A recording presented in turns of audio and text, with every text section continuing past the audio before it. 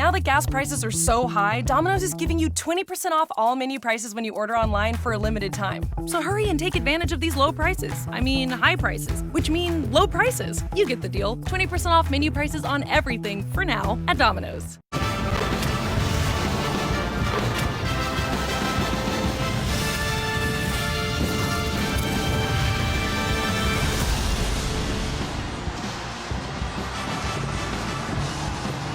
We welcome you to Winston-Salem, North Carolina. It is homecoming here today for the number 19 Wake Forest Deacons as they get set to host the Liberty Flames from Truist Field.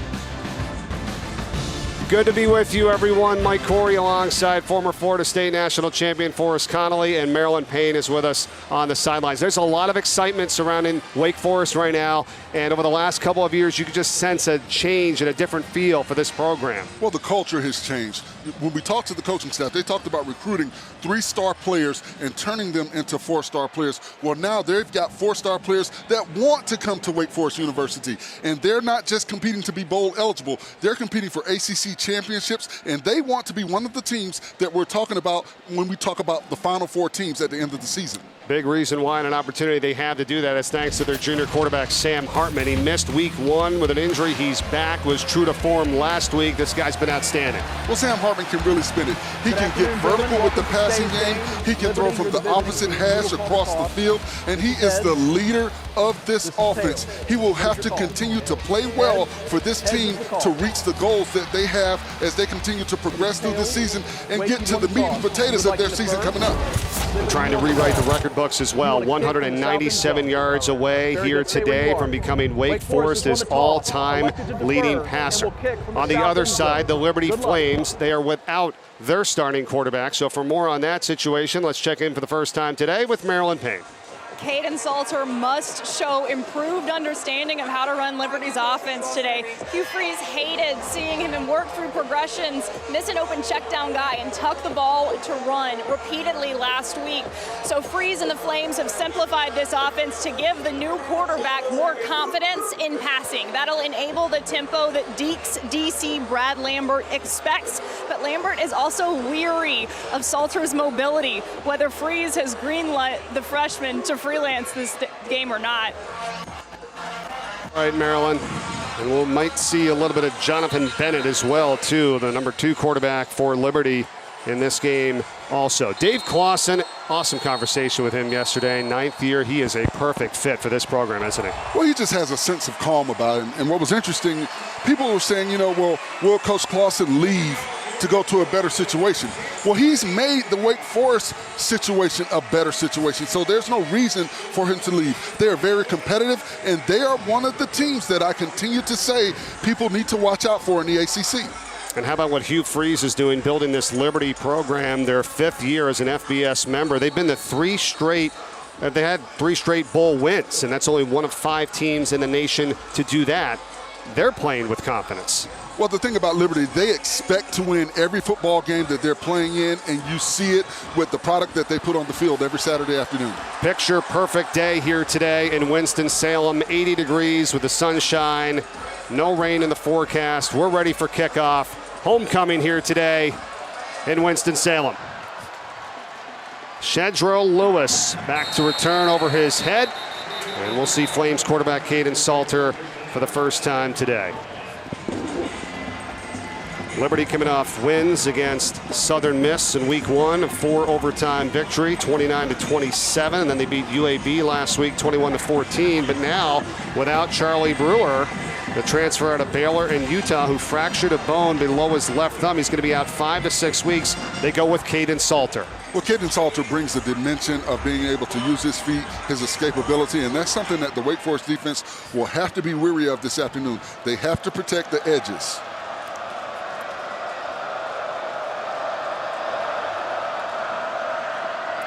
First and 10 from the 25, and it's Day Hunter who gets the call and picks up a good 5 yards on first down for Liberty. Ja'Cory Johns on the tackle there, and Smenda Jr. as well for Wake Forest. And you'll see Liberty line up on the football. They won't go extremely fast at times, but what they're doing is they're preventing the Wake Forest defense from getting substitutions in the game.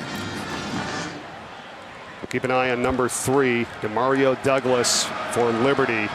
Forrest, he's just at the top of that left side of that offensive line right now. Do they line him up in the backfield? They can put him in the slot. He is so fast, just a sophomore, and he's got NFL potential. Well, he's their Swiss Army knife. He can do it all for this offense, and you'll see him everywhere, all over the field.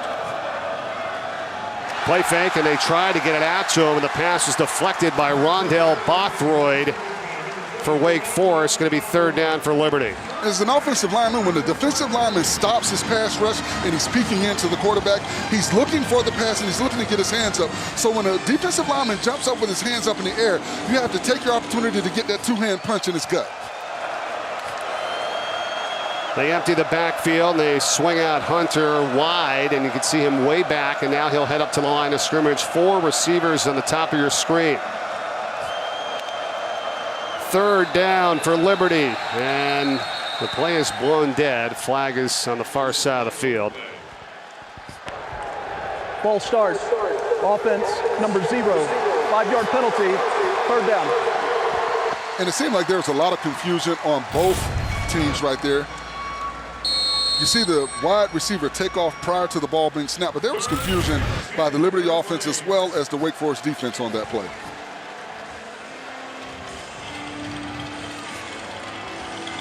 So now what do you got here on 3rd down and long? Well, we're going to see early if Coach Freeze and his staff trust their quarterback, Salter, and we're going to also see if Salter goes through his progressions. Hunter in the backfield. Pressure coming in. Salter gets away and now hoists it for Douglas. A flag is thrown. Douglas makes the no catch. Then he drops it. But a flag is thrown. Gavin Holmes was defending on the play for Wake Forest. But you see the escapability by Salter, able to break away from the would-be tackler. Holding. Defense, number 7. 10-yard penalty. Automatic. 1st down. And that was a good job on the outside. What you've got to watch for when quarterbacks escape outside of the pocket, as the receiver, you've got to make yourself a target. And you watch Douglas. He's able to get past the DB, and all Holmes could do was grab him to try to keep him from getting down the field. Because if he doesn't grab him, he may still be running, and we may be celebrating a Liberty touchdown. Well, even after the grab, Douglas is almost able to make the catch. Absolutely. That's the playmaking ability that we talked about early and why NFL scouts are taking a look at him. So 1st down and 10 for Liberty. Opening drive of the game just across their own 35-yard line. They go back to the outside looking for Caleb Sneed, and another flag comes in, again going after Holmes. And I don't know why Holmes is throwing his hands up in the air. He grabbed him going down the field. Turn around, locate the football, and make a play on the ball. Pass interference. Defense, number 7. 15-yard penalty. Automatic 1st down. Too often you see young defensive backs, they feel the ball coming and they panic and they put their hands on the receiver. I like what I see right now. The coaching staff, they're sitting there, they're talking to him. They want to get in his head, calm him down, relax, turn around and locate the football. Play for the football, play the ball, not the receiver. Now they're certainly going to take him out, which they do, and Hugh Freeze, a good job there to go right back at him as they fire it off to Douglas, who makes the catch and is down to the Wake Forest 43-yard line. It was Kalen Carson that made the tackle that time for the Deacons. Good opening series here for the Flames. Well, they're able to move the ball down the field. They've got some precision passing going. They've been able to get one-on-one coverage with Douglas on the outside, and I think every time they see a matchup where he's got man coverage and no safety help over the top, they're going to go to him.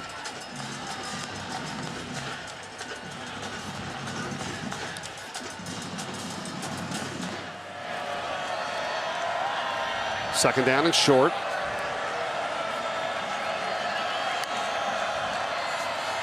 For the play fake, Salter gets it out quickly, and it's a little bit behind Douglas. Had the right idea on the slant. Would have been a 1st down and possibly more. Instead, it'll be 3rd and 4. And a good job by the offensive line to sell the run play. Salter had what he wanted. You just have to take a little bit off that football.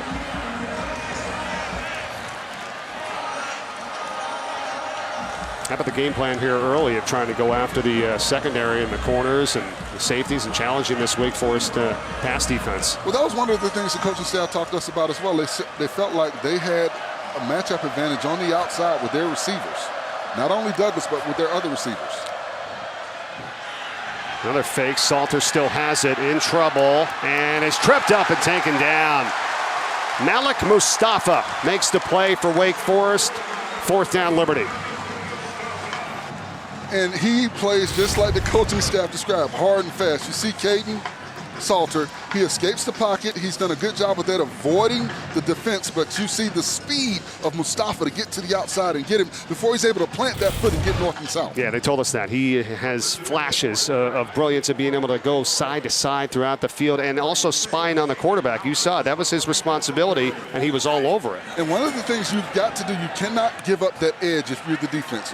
If Salter's able to plant that foot and get north and south, he's going to get positive yards because of his speed to get to the outside. So a great job by Mustafa to get out there and make that tackle. Another flag down here. Adam Savoy, our referee tonight, very busy. Just 2.5 minutes in. That opening drive aided by a couple of pass interference penalties, or a pass interference on a hold. And now what do we have Legal here? substitution. Receiving team, 12 players on the field. 5-yard penalty. Replay 4th down. And I think right now you go for it. Why not? You came here to win a football game. You're in their territory. You know, you've got 4th and short now. You've got to take this opportunity to go for it. Your offense has been moving the football effectively. I totally agree. Yeah, it's 4th and 2. Ball's at the 41. Kind of takes away that outstanding play by Mustafa to push him back deep. So they get the 5 yards, and you're absolutely right, Forrest. Going for it, Caden Salter back on the field, and why not? Shedro Lewis is in the backfield. Wide receivers split. Salter, he's going to be taken down. Wake Forest is all over it. Ja'Cory Johns makes the play, and the Demon Deacons take over on downs. And the way that you affect speed is you bring more than they can block. And you saw that play, Wake Forest brought more defenders than Liberty could block. They did not allow Salter to get into what he wanted to do. He wanted to get to the outside. But you see a poor job by the offensive lineman, number 73, Gatlin. You've got to stay connected to the defender. We talked to defensive coordinator Brad Lambert yesterday for Wake Forest, and the 2 top guys that you have to be all over, obviously the quarterback, Caden Salter, and number 3, Demario Douglas. So you saw it in the last couple of plays there for Wake Forest, going out and getting on Salter for some big tackles for loss. This pass goes out to Taylor Marin on the completion from Sam Hartman, as Wake Forest is on offense for the first time now here as we played 3 minutes in the first quarter. And now the question will be, can Liberty get enough pressure on Hartman to bother him? And Wake Forest moves quickly here. Justin Ellison is the running back. Going to see tempo a lot here today in this game. 2nd down and 6. Ellison. And tackled down from behind. Nice play. Jawan Treadwell makes the play for the Flames. And watch Treadwell. You see you've got great blocking. But once again, Treadwell is coming from the outside, and that's what you have to do. When you bring your nickel back up to blitz or get in that run game, he's got to be able to make those Hartman gets it to the outside. Catch is made. Donovan Green, 1st down. Gain of 14. And a good job by the offensive line to give Hartman the time that he needs to get the ball down the field.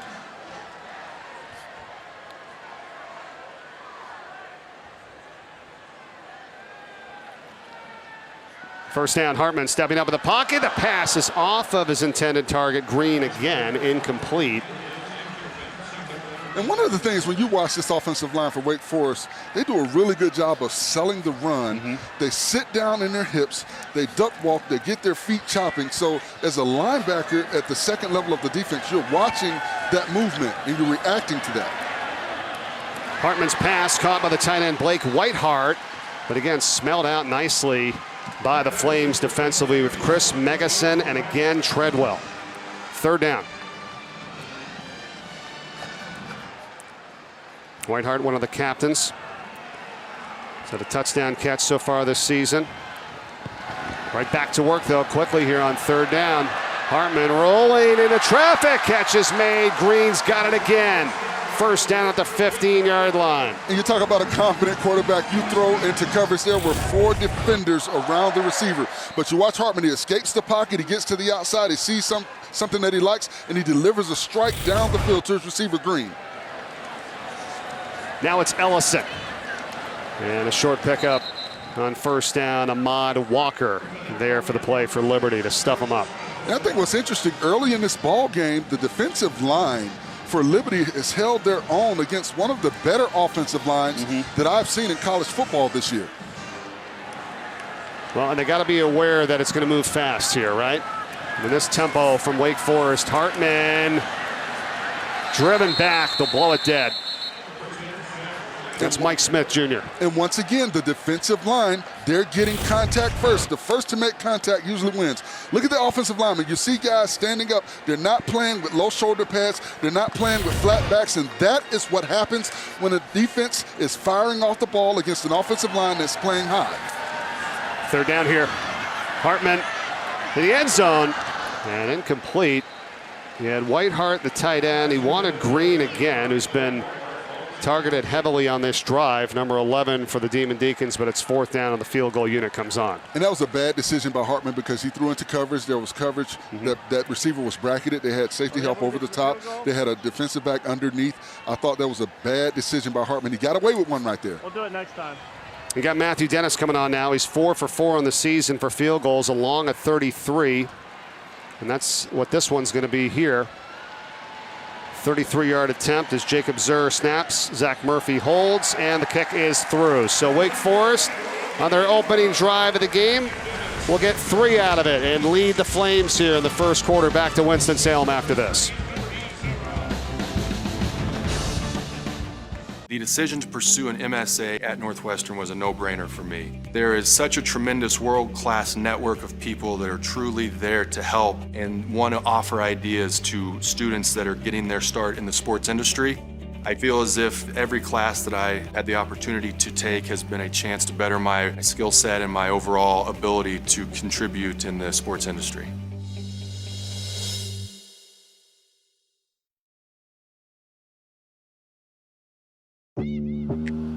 A Cadillac is more than a statement. It's a celebration of self-expression and a declaration of your independence. So choose to be bold and choose to be exactly who you are. Get 2.99% APR for 60 months plus $500 purchase allowance on the 2022 Cadillac XT4, XT5, and XT6. Visit your local Cadillac dealer today.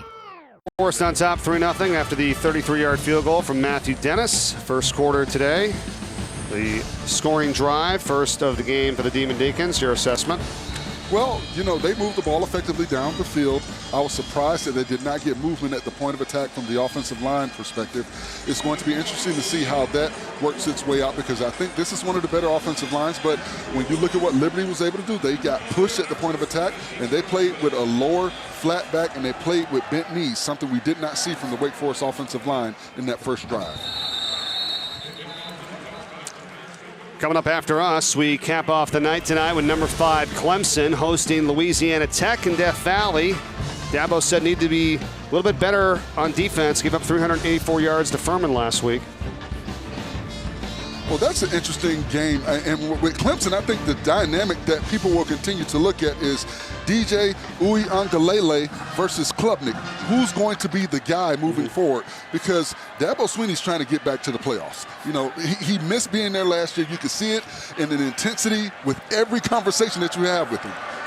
You and I were talking before the game. After this week, Clemson comes to town. They'll be here at Wake Forest next Saturday.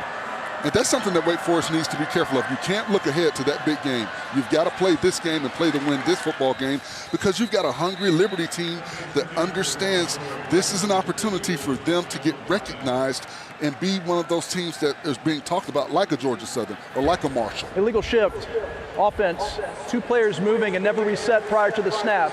5-yard penalty, first down. Pass went off the hands of Noah Frith, but you heard the penalty, so backed up 5, and we've seen a lot of penalties so far in this first quarter. Wake Forest elected to decline the penalty. Second down. All right, so decline, 2nd and 10.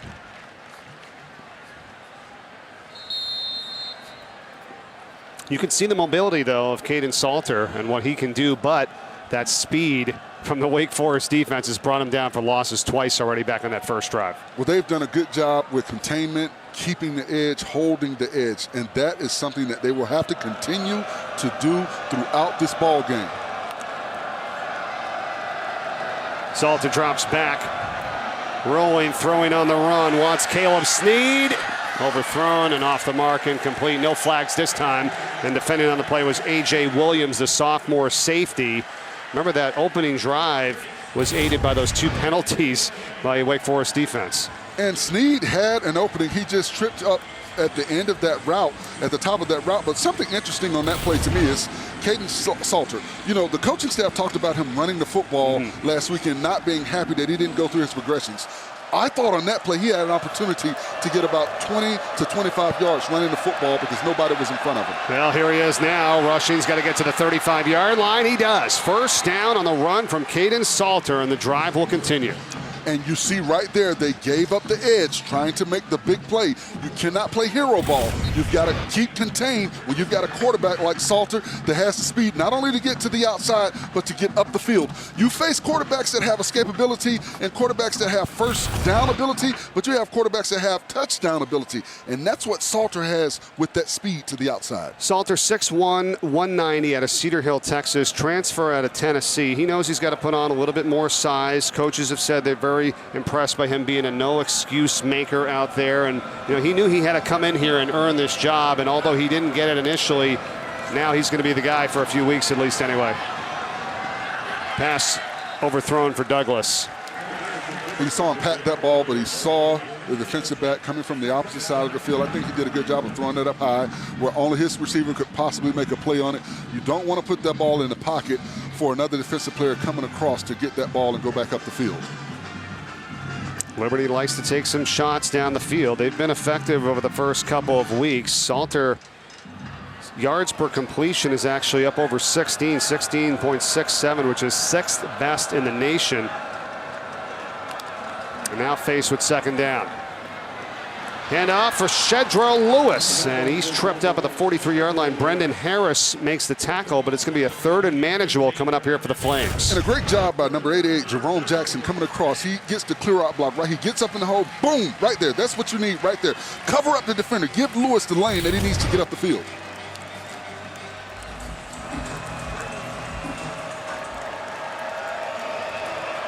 Lewis 30 yards away from 1,000 in his career.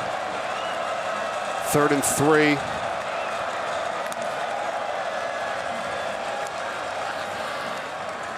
And you see, they're going with the hard count so they can see what they're doing defensively. A little shift from the Wake Forest defense. Handoff again, and not going to get there. Lewis tackled down by Chase Jones. And an interesting game of cat and mouse on that play. You saw them go with the hard count, and Wake Forest showed the blitz. They had 6 up at the line of scrimmage. When they backed out of it, now you've got a running play that Liberty called, expecting that blitz package, but they did not bring it. Are you surprised by this? They're on their own 45-yard line now, 4th and 1. Offense staying on the field. Absolutely not. That's Hugh Freeze on the other sideline. And Hugh Freeze comes to win a football game. So I like the idea of playing aggressive and letting your team know you believe in them. 4th down. Lewis carries, and he's got it. First down for Liberty. Powerful play there. And Shedrell Lewis keeps the drive alive. And a good job by Liberty. They show the jet sweep action, so the linebackers have to react to that. And they go with the dive play right up the middle, up the gut of that defense. They only needed 2 yards. And that's what you're looking for. Get the first down. You don't have to make the big play. You don't have to score a touchdown. You need to get the first down. 1 for 2 now on 4th down today. Previous drive was stopped. And that builds confidence in not only your offense, but your defense.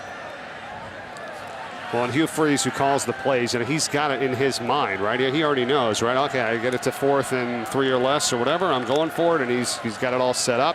And Lewis able to get the first. Now it's a pass caught by C.J. Yarborough, and he fumbles the football, and it rolls out of bounds. And they have game planned for Gavin Holmes. Every time they see him in man coverage, they're going to that receiver. He did a poor job of trying to get inside the receiver. You've got to make that tackle when you're the only person on the outside. And this is really interesting, too, as you see it again here for us, because we were told, you know, with Gavin Holmes, he's had more snaps than anyone in the nation for not allowing his player a reception. Okay, we were told that, and he likes the one-on-one coverage, and then all of a sudden here today, he's been flagged twice, and they're going right after him. That has been debunked early in this ball game. Yes. Lewis on the carry, and he's going to be stopped after a short pickup. Yeah, that was something that we were told about with Holmes. And the one thing for Holmes, he's got to have a short memory. Right. You can't hold on to that. It's a football game. You're playing against great players. It happens. The best of players get beat on plays, but you've got to not think about that and think about the next play and go out and make a play instead of allowing a play to be made on you.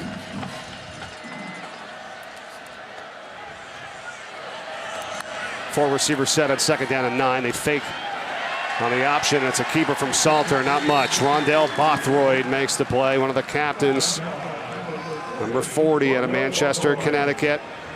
Good start to the season for him. Puts Liberty in a 3rd and long here.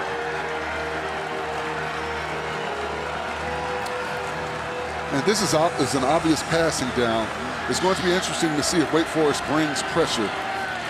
Geez, you wonder if this might even be 2-down territory as well, depending, and you know, how long a field goal possibly, you never know, right? I think it's 2-down territory. I wouldn't put my kicker out there with a field goal this long. They've got to try and get a lot on it, so it'll be a low kick and it'll be a possibility for a block. Salter rolling and run out of bounds. Nothing happening there. Isaiah Wingfield was all over him, number 8. And Salter made a good decision on that play. Coverage was there. There was nowhere for him to go at the football. He didn't try and force it. That was a good job by Salter on that play.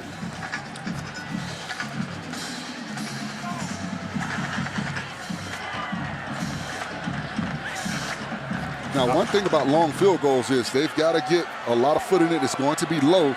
So let's see if they can get enough on this football to avoid it being blocked. All right, so this is Nick Brown, and he is attempting a 54-yard field goal. No good. And that's tough. I mean, Brown, who was 2 for 4 coming in, he connected from 32 and 26. He's missed from 36 and 37, and we were told that, like, well, this is kind of a true test game for him here today, and then you put him out there for a 54-yarder. That doesn't really help his cause, does it? Well, he had the length. The ball just sailed left on him, but he had the foot. You know, he put enough into it. Now, what I'm interested to see, this offensive line that I raved about, you know, these are hand eaters.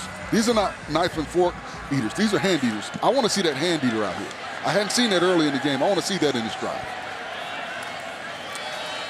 Hartman's pass. It's caught on the outside from A.T. Perry. And you talk about this veteran offensive line. There's no doubt about it. The most games started by an offensive line in the nation. Michael Juergens leads the way at center, number 55, a 2-year captain. They've started 182 games coming into today. And you see it with the production on the football field. Hand off to Christian Turner. Bottled up. And a 2nd and short, Ahmad Walker on the play for Liberty. And right now, Liberty is winning at the point of attack. And it's interesting because there's a 25-pound weight difference with the offensive line.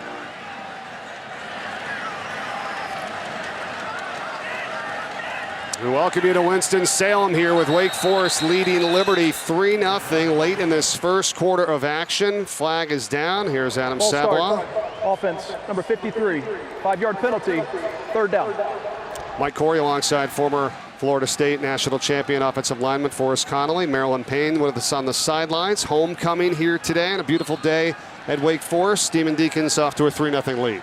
And my early assessment is the defensive line from Liberty has accepted the challenge, and they are getting penetration. They're doing exactly what they want to do at the point of attack. Let's see if Wake Forest can get something going offensively. Hartman on 3rd down and 7. Over the middle and a low throw, and it's incomplete. Keyshawn Williams, the intended target. Valiant effort, but a little short, and it's going to be 4th down. Punt team comes on. And on that play, they were able to flush Hartman out the pocket with 4 pass rushers, 7 back in coverage.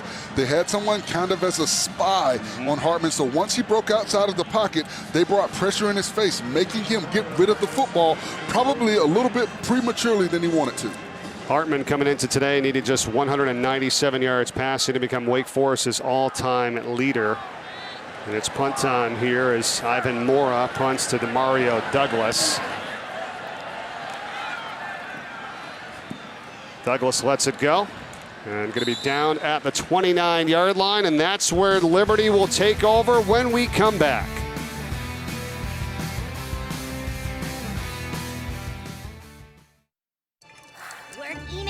Work emails. We let our work worries run wild and run our lives. So when things get out of hand at work, your team can take back control with Asana. And when work runs smoothly, you're free to focus on all the things that matter instead of just worrying about work. Make work work for you with Asana. Here today, Forest, 3-0 Wake Forest. Well, on these plays right here, Sam Hartman has had time to set his feet and find his receiver down the field, go through his progressions, unlike what we've seen since this drive. But he was able to get the ball to his playmakers. They were able to make plays for him and put themselves in a position to get a field goal. What's going to be interesting is how this offensive line responds to the pressure package that they've seen since this drive. Forest and Forest here today, right? One's got 2 R's, one's got 1. Or... Absolutely. Yeah. Number 19, Wake Forest, here on homecoming today. Dave Clausen on the left, Hugh Freeze on the right. Liberty back on offense. Just under 2 minutes to play in the first, and Caden Salter from the shotgun.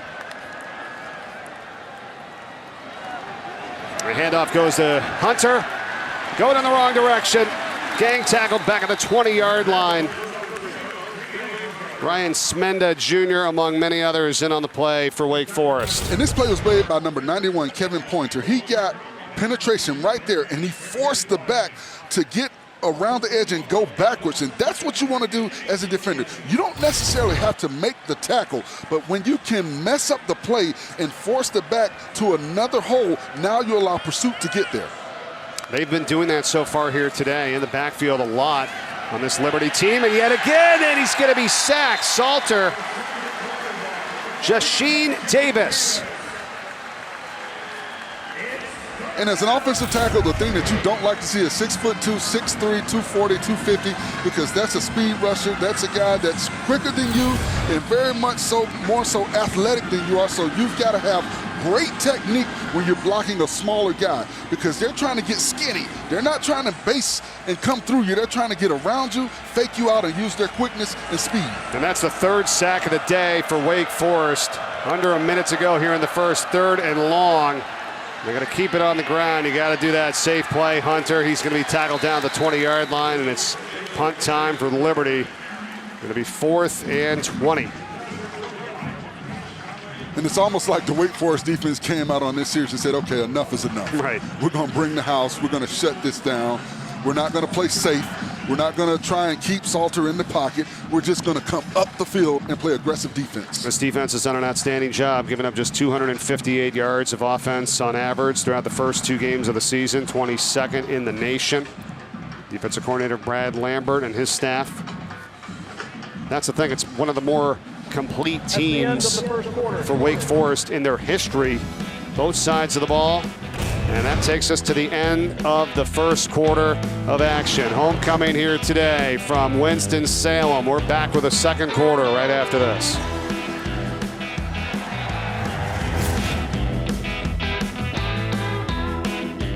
Back at Truist Field, Wake Forest with a 3-0 advantage. Started the second quarter here, and it's punt time for Aiden Alvis and Liberty. 4th and 20 to begin the second. Taylor Marin at his own 33. Look out, he's got some room midfield. Marin, 40 at Liberty, 35 right out of bounds inside the 35. Let's go downstairs. What's happening, Marilyn? I am down here with former Wake football player and Bachelor alum Matt James. He was the Open the Gate honoree, leading the team out on the field today on the back of the Demon Deacon motorcycle. And I just got to know, what's more nerve-rattling, a rose ceremony or that with the reigning Atlantic Division champs chasing you down? That's probably the most productive thing I've ever done for the team. More nerve-wracking than anything. Not a rose ceremony. I've got my girlfriend right here beside me, Rachel. This was like a very easy ask. It's just nice to be back home, and it's good to see that Clausen's got the Deeks rolling right now. So he certainly does, and you made a very special announcement being recognized here. Your mom now has her own women's athletic scholarship fund, the Patty James Women's Scholarship Fund for the athletic department here for the Deeks. What is the story behind you needing to do that? I was just so blessed and fortunate with, all that, God's given me. And I want to use those things to provide opportunities for people like myself. And I thought the best way to do that was to honor the person who, paved the way for me, which was my mom. And providing an athletic scholarship for, a young woman to come here and get the education that I got and have access to these resources is going to be life-changing. And I'm excited for that person. And I'm sure the Deeks are excited for them as well. Thank you so much, Matt. Thank you. Go Deeks! All right, so the Demon Deacons are moving the football here now. Jamal Banks, who makes the catch, good for the first down. This is all set up after the 36-yard punt return from Taylor Marin. And right back to work, Hartman, and sails it over the head of Banks this time. It'll be second down. And a good job by Dejon Anthony on that play to not allow Hartman to release the football when he wanted to. He had to bring the ball back and release it late.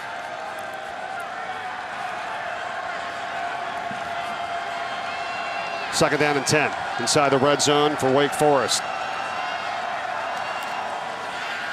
Fake to Ellison on the rollout. Hartman looking, nobody open, has to tuck it and run. He's going to be flung out of bounds by Mike Smith Jr. for Liberty. Mike Smith, number 7, played this play perfect. He stayed with the receiver across the field, not giving Hartman that short out route that he wanted to go to. And as soon as Hartman planted and got noticed out, he went up and made the tackle. That's exactly how you need to play that play. Really good job there. Hartman out to the end zone. And Jamal Banks has it. Touchdown.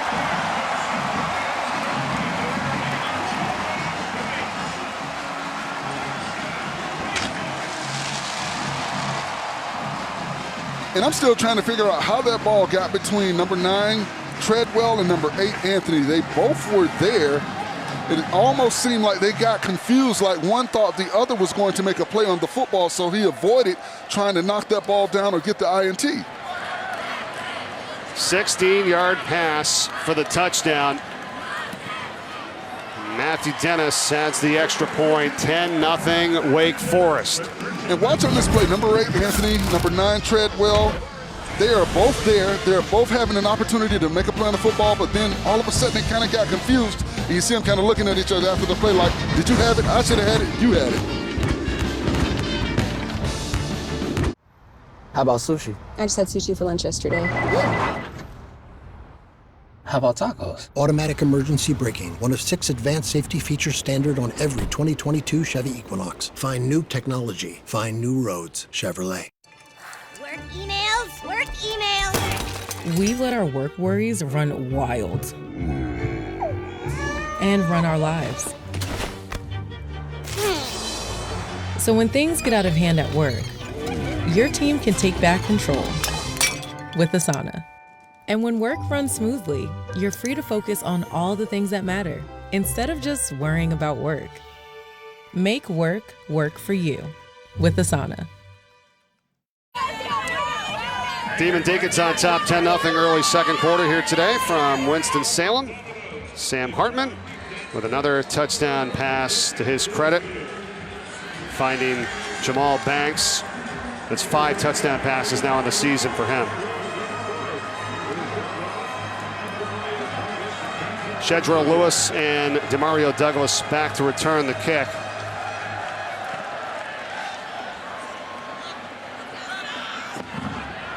Douglas across the 20, 30. Good return to the 33-yard line. Let's go back to that last drive, though, Forrest. Hugh Freeze was upset after a pass over the middle of the field that was ruled a catch, and Wake Forest goes so quickly. This is Marin. Watch what happens here. Well, he was adamant that the ball was not caught, and it was not caught on that play, but the officials missed it. And you can see Hugh Freeze, and it hit the ground, but they moved so quickly that they got back up to the line of scrimmage and ran the next play and never got reviewed, and then ultimately Wake Forest gets a touchdown out of it. That's a big play so far early in this game. So now Salter back to work for Liberty. Actually, it's Jonathan Bennett. Bennett is in, and he's going to be sacked. And the offensive tackle did a poor job of staying square to the line of scrimmage. As an offensive tackle, you've got to kick back. You've got to keep your shoulders square. Watch the offensive tackle. You see, he turned those shoulders on the second kick step. You've got to get a third kick step, and then you're at the quarterback's level, and you can turn and run that defender past the quarterback. But you've got to give him the width of the pocket. You've got to keep those shoulders square. So they go with Jonathan Bennett now, the junior out of Summerville, South Carolina.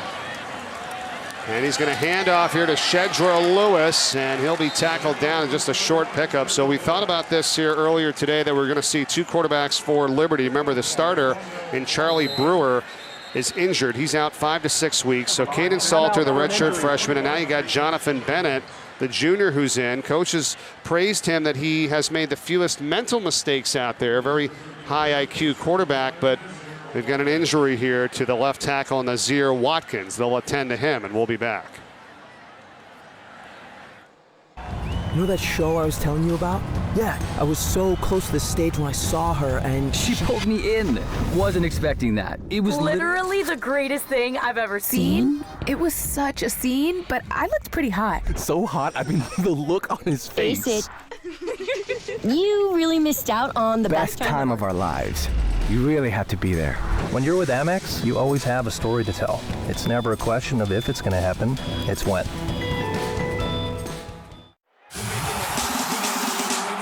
Back to Benzema! 1-0 to Real Madrid. Siempre somos los dueños del juego. Billones, billones, empezamos de cero. We're making it, dinero, dinero, y no vamos a parar. So Nazir Watkins is out right now, the left tackle for Liberty, being attended to. Came off the field, was visibly upset, so they're working on him, and we'll tell you about the huddle coming up tonight at 11 Eastern after Louisiana Tech Clemson. Complete wrap-up of this game, the whole day, all ACC and more, highlights, analysis, interviews, players and coaches. They'll have it all covered right here on the ACC Network and the ESPN app. All right, so let's go offensive line situation here for Liberty Forest. You got Watkins out. You got Reddy at center. You got Jonathan Graham coming in now, 52. Cooper McCaw is in as well, 77. He's like the sixth guy and virtually a starter as well. So a little bit of a change-up now in the O-line for Liberty. We've got to see how well they can protect their quarterback. Bennett taking a shot. Douglas into traffic. It is intercepted. Isaiah Wingfield has it for Wake Forest. And Wingfield did something that you don't see defensive backs doing nowadays. He turned around and located the football. There was some contact with the receiver, but because he was playing for the football and not through the receiver, and he turned around, the officials let it go. A great job by Wingfield on the outside. Watch, he's looking for the football. You see him right there? So there's a bit of contact. He kind of pushes the receiver away, but he's playing the football, and officials will let that go. I totally hear you, Forrest. It's a great point because a lot of them do not look back. As long as you look back and think about it, you look back and then you make a play. Absolutely. And he intercepts it. Now Hartman takes a shot. His arm was hit and this pass is intercepted.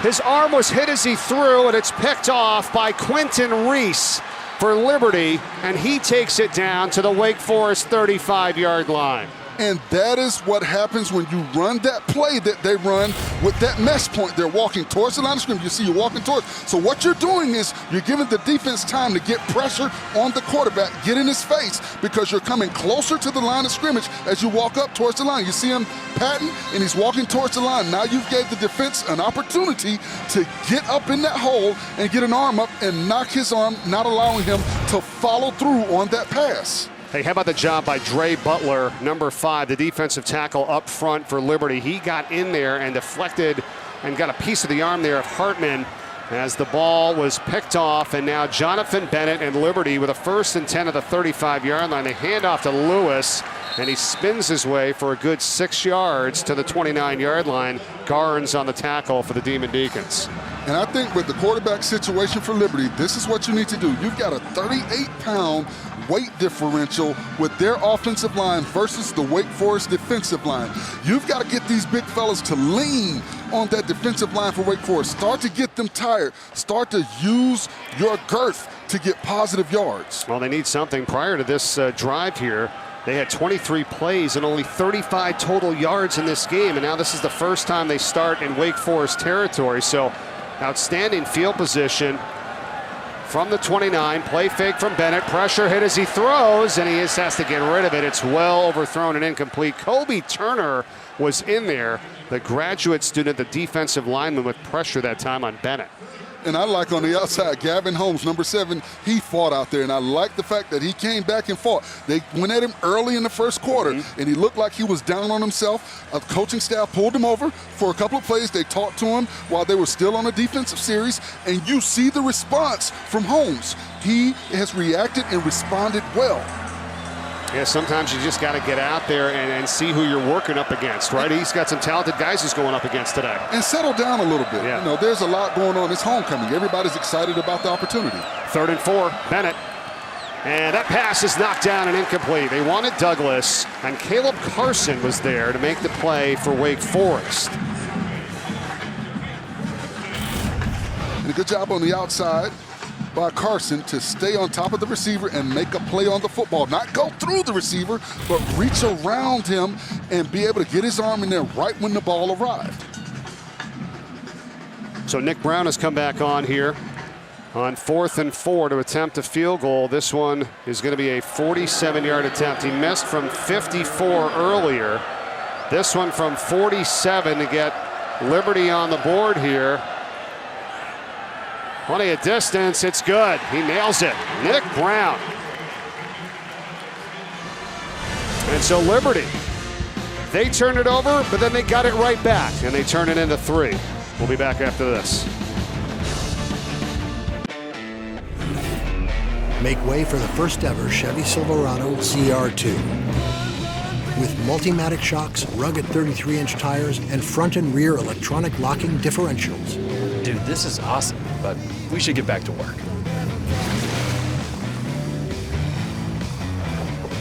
This good? Perfect. If you're going to work remote, work remote. Find new workspaces. Find new roads. Chevrolet. What makes for a great story? A great story has magic, power, and every once in a while, it has miracles. It needs an opening that sucks you in, and a mind-blowing ending that has you hanging on every snap. That's what makes for a great story. And as luck would have it, that's our story.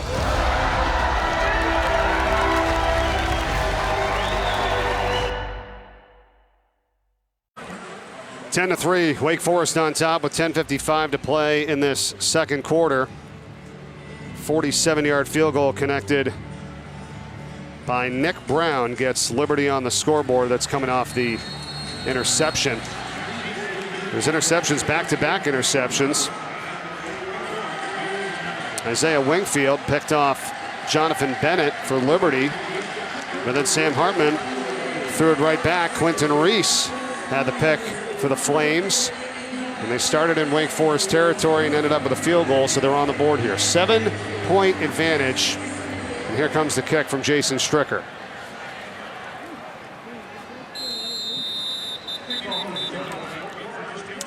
We've seen some amazing fans across the ACC, and now we need your help. This fall, ACC Network wants to experience each sport from your perspective. Snap a pic or take a video, tag it with a hashtag #AllTheDevotion, and post it to your social. You just might see it on the ACC Network.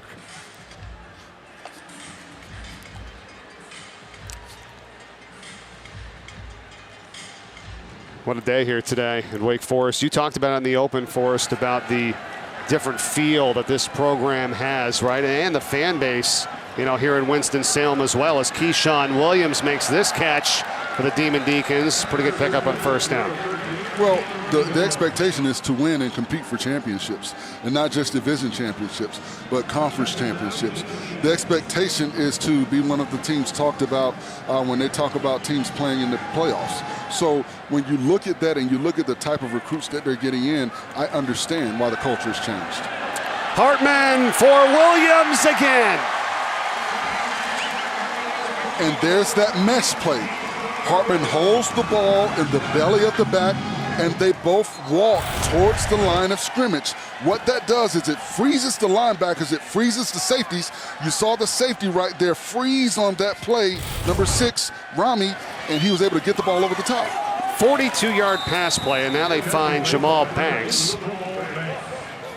So interesting how the series and things change. You had Quentin Reese, who picked off the pass previously. Now he's trying to track down a defender as he got beat deep. Well, it's such a difficult play to defend, and the way that you defend that play is you've got to get pressure by your defensive linemen. They've got to get up, because if they do, you'll get an opportunity to hit his hand or knock the ball down like we saw on that interception. Christian Turner in the backfield. He gets the call. And Turner and that offensive line just pushing their way down close to the 10-yard line. I mean, you really got to like what that veteran group has done up front. Well, they seem to have woken up. That first quarter, it did not seem like they were in the ball game, but now you see them starting to play with flat backs. They're getting that second foot down, and when I say that second foot, that is when you make contact, when that second foot is down. If you make contact prior to that second foot being down, you're going to get knocked back. Turner again, and nothing doing here. So good job by Liberty up front. Stuff that one up. There's Walker, among others, Ahmad Walker. Made a few plays so far here today for this group. Hartman now faced with a 3rd and short. And let's see who fires off with the flat back. Who makes contact first? Hartman has connected on 7 of his last 8 passes. That one is low and incomplete, almost picked off. And again, Mike Smith Jr. We've called his name out a few times here today as well.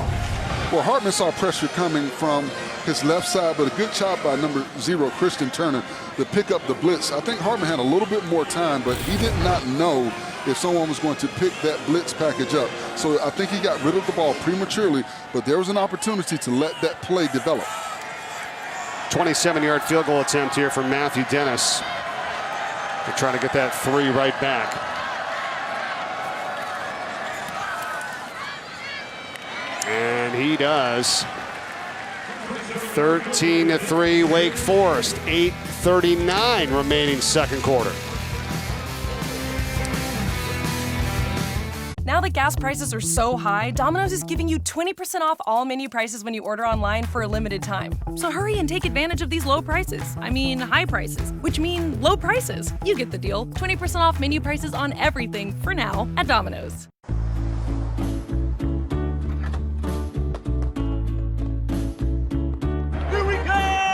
Marathon has the fuel to keep your engine running at peak performance, because you never know where life is going to take you.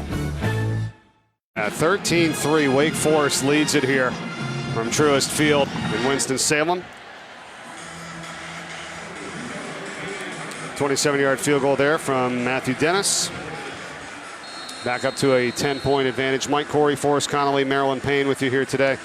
Boy, this Wake Forest defense, Forrest, 41 total yards by Liberty today, and their last 3 drives, they've amassed just 13 yards.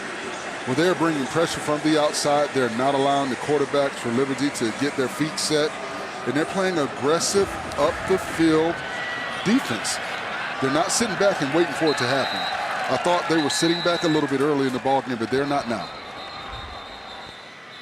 Well, this will set up Liberty with good field position here to start this drive.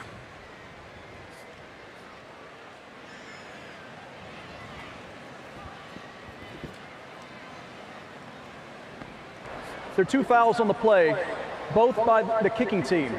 Illegal equipment, 2 zeros on the field. That penalty is declined. Kick out of bounds, number 36. Ball will be placed at the 35-yard line. First down. That's like when your play-by-play buzzes down to them to say, hey, 2-0 here. I don't know what I'm going to do, you know? And thank you, Adam Savlon on the call there. ACC PM is ACC Network's new afternoon studio show. Mark Packer hosted along with former Tar Heel football standout Trey Boston, former Seminole Taylor Tannenbaum, focusing on football, of course, but also the latest around the conference. ACC PM weekdays from 4 to 7 Eastern right here. Correction. On the ACC Network. For 2 zeros on the field was against the receiving team, so there are fouls by both teams, which will offset. We will re-kick. It is interesting, right? I mean, you got Kobe Turner and Christian Turner for Wake Forest, but it's not on them. It's Jerome Jolly and Day Hunter, the 2 zeros for Liberty. We're all over this, Forrest. This is where you get nightmares in your prep, you know, throughout the week, and something that the fans don't know and realize that we go through. Right. There's one of the zeros. That's Hunter. Or Jolly, excuse me. Right? You can't. You gotta find a name. You gotta find a name. And listen, one's 5'10", 190. One's 5'11", 215. I mean, sometimes I love it when they say, "Well, I'm not going to see that from way up here." 190 and 215 from where we are looks just the same. Not that big of a difference.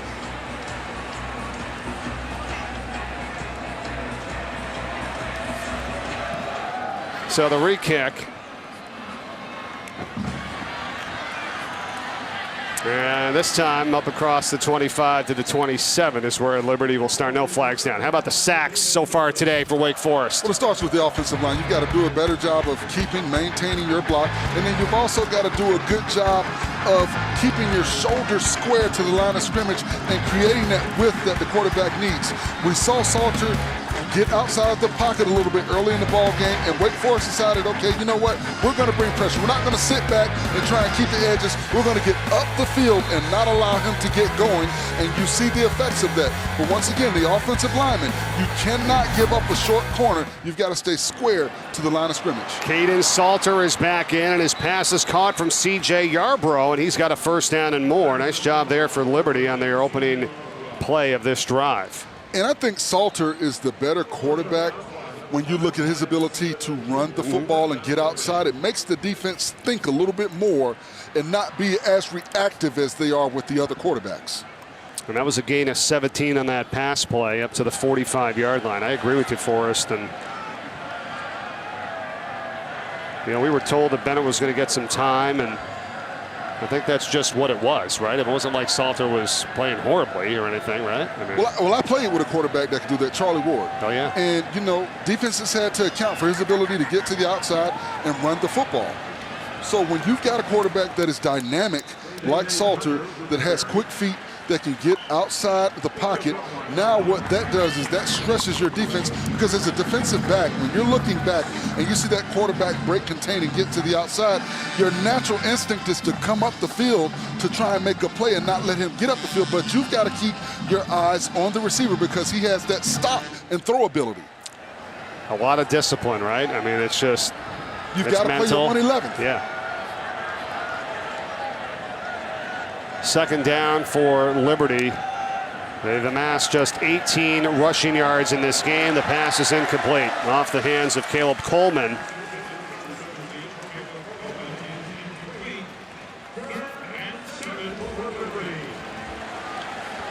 And watch the play on this play. A good job by the defensive back to react to the receiver and get up and get his hand in there to knock that ball down. That was Kalen Carson. 10-point lead, Wake Forest, second quarter. Just over the halfway point of the quarter, third down. Play clock, keep an eye on that. I don't know if Liberty knows what they want to do here. Yeah, timeout is taken. Timeout. Liberty, they're first, 30 seconds.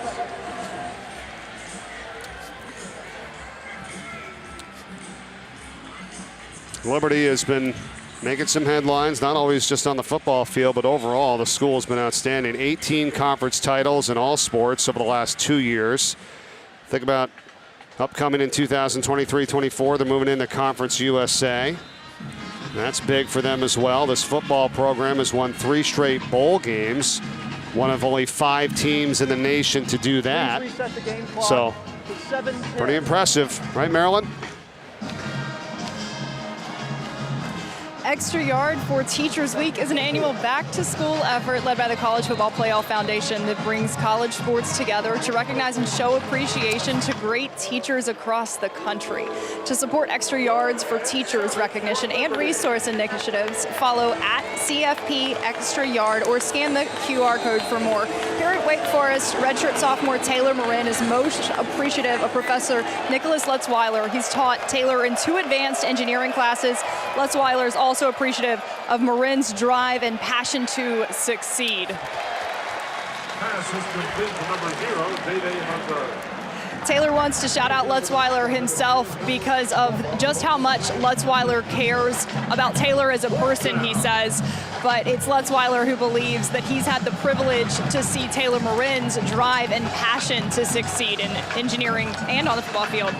Yeah, no doubt about it, Marilyn. I mean, he's going to graduate in 3.5 years, and to have that GPA at 3.9 in engineering, that is phenomenal, especially, here, just outstanding. Number 2, Taylor Marin, and he's made some plays today on the field for Wake Forest, but right now they're on defense here, and Liberty with 4th down and 2 from the 47. Salter, catch is made, and it's a first by Douglas. And Douglas did a good job of finding the sticks, turning around, and making himself a target for his quarterback. Too often you see young receivers not get up the field enough, but you saw what Douglas did. He found the sticks and he sat down and allowed the quarterback to get the ball to him. Now, he almost made a mistake going backwards to try and make a play, but he did a good job of getting past the sticks to get that first down. What do you think about this guy, Forrest? 5'8", 170. He's only a sophomore, and we're hearing that, yeah, this guy's got NFL potential, and potentially he might even go after this year. What do you think about that? Well, he's got the quick twitch ability that you need at that size to be successful at the next level. Salter hoisted up into traffic and is intercepted. Jalen Garnes has it for the Demon Deacons. Second pick of the day for them. And that was a bad decision by Salter. There was coverage on top and coverage underneath Douglas. Everyone knows that Douglas is the big play receiver for Liberty, so they're going to make sure that he's not able to get on top of the defense. That one was just kind of hoisted up there. I mean, that was trouble once you saw it leave his hands. Well, once again, you cannot rely on your athletic ability. You have to play technique football. But they had him covered over the top and underneath. And that was just a bad decision by Salter on that play. Yep, it was Wingfield back there with Garnes. To your point, Garnes gets the pick. Wingfield had the pick earlier, so they each have one now this season. Wake Forest has forced a turnover in 34 of their last 35 games. It's been an outstanding job defensively. After Liberty had really started to move the football. And now this catch is made, but out of bounds, incomplete. Donovan Green did not get the foot in. And a good job by Liberty to keep coverage on the outside, not give Hartman anywhere to go with the football. I don't think they bring pressure right now. I think they sit back and make Hartman beat them. Well, if you think about it, somewhat for the Liberty defense, I mean, you got Wake Forest backed up deep, and Hartman has not been really beating you all that bad here today. I mean, he came in needing 197 yards to become the all-time leading passer, and he's still a ways away from that here, and they only got 13 points. Well, you have to wonder, when you know that there's an opportunity to break a record, there's an opportunity to do something big, it has an effect on you as a player. There's pressure there. I mean, he's got a big game next week. We have to talk about that as well. Right. Are they looking ahead to the big game here next weekend? Clemson comes to town. Hartman standing strong in his end zone, that he's finally going to be taken down. And that is a coverage sack.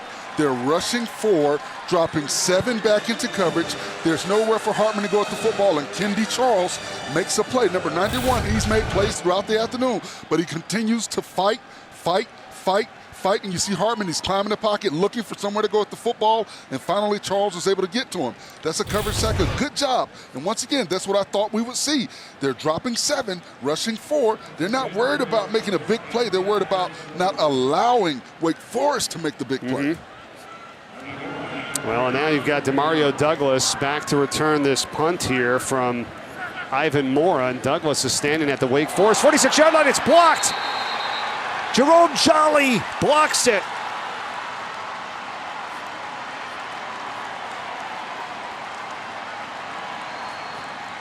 And you saw by the lineup, they were trying to get through. Nothing aggressive about the protection from the Wake Forest special teams. You've got to be aggressive in your protection when you're that deep in your own territory. Look, there's nothing aggressive about it. Look at the two personal protectors. They're kind of just sticking their chicken wings out there. You've got to be aggressive and hit those guys when they're coming in. You're bigger than those guys. You've got to make them feel it when they come inside. But they're just kind of chicken winging it, sticking their hands out there. You've got to hit those guys in the mouth. Jerome Jolly Jr., the sophomore linebacker in on special teams, swats it away for the safety. It is now 13-5, favor Wake Forest. And that's a lack of aggression at the point of attack. You've got to know they're coming for it when you're that deep in your own territory. This is a team that is not expected to win. They're going to do any and everything possible to make every big play that they can with every opportunity that presents itself. So you see those two big guys back there. I'm sure the coaching staff is not happy with the lack of physicality we saw on that play protecting the punter. Yeah, I mean, they had Wake Forest backed up, and they got after them, and they get 2 points out of it, and now a chance to get this one back and are a one score away from tying this game, a touchdown and a 2-point conversion if they so choose to go for that early here. 4:39 in the second remaining. It's going to be Ivan Mora to kick. There's Douglas.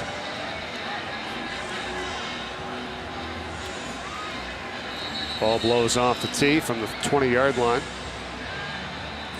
And is it me, Mike, or does it seem like Wake Forest is just flat? I don't see the energy. I feel you. Yes. That you usually see from this ball club. It's homecoming. Yes. You know, this is a big weekend. I agree. You know, and you're getting ready to get into the meat and potatoes of the ACC schedule with Clemson coming in here next week, and they just seem really flat right now. They do. But it's interesting because they have made some really good plays on defense. They've been getting after the quarterback. They got 4 sacks in this game. They got 2 interceptions. I think more so on the offensive side, right? It's down the offense here. What's going on? Yeah, the defense is kind of, they started out kind of slow, kind of flat, but they've picked it up. But offensively, they just seem flat and uninterested. Well, it's Demario Douglas here trying to make them pay on this kick, and he gets up close to midfield. So outstanding field position run out by A.J. Williams. And Liberty, with 4 minutes and 32 seconds remaining in the first half, has the ball after a 22-yard return. Maryland. Jalen Garnes had barely sat down after his INT. When he realized he was getting back up to go on the field, he took a deep breath, and Isaiah Wingfield looked at him and said, "It's okay, you can go get another one." He laughed and he said, "I was ready for that. I don't even know where I was, but I saw it and it was mine to go get." So he didn't feel great about hopping off the bench, but he has confidence that they're not done picking off the Flames here. They do, Maryland. They've each got one. Number 8, Wingfield, and number 9, Garnes. Each with interceptions here today. Garnes, the transfer out of Navy. And here is Hunter into Wake Forest territory at the 48-yard line. And right there, arm tackles. You've got to bring the man down, because when you get those second-level defenders up in the box and they get downhill, if they don't make the tackle, there's no one there left except third-level defenders that are out trying to get cover these receivers on the outside.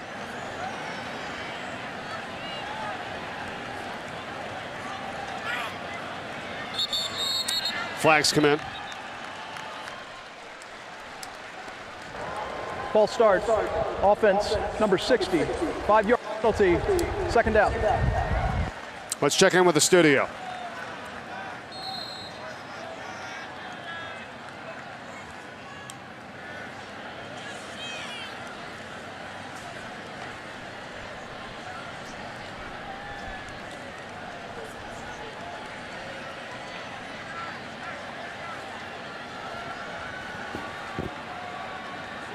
All right, thanks very much. We'll get back to you guys at halftime here at 3 minutes and 34 seconds away from that of game clock, as Liberty with a second down now back in their own territory. Salters pass is caught by Douglas. at the Wake Forest 39-yard line, brought down by Mustafa, but it's a first down, 1st and 10 from the 39. And you see Douglas on a deep crossing line. And watch Salter. He's able to set his feet. He's watching, and he's able to release the football and do a good job of putting the ball where only his receiver, Douglas, can make a play on it. That's the progression that you want to see from Salter at quarterback position. Salter's pass deflected, and it is picked off. Chase Jones has it for Wake Forest. Their 3rd interception today. They got the tip. And Jones, one of the captains, gets the pick.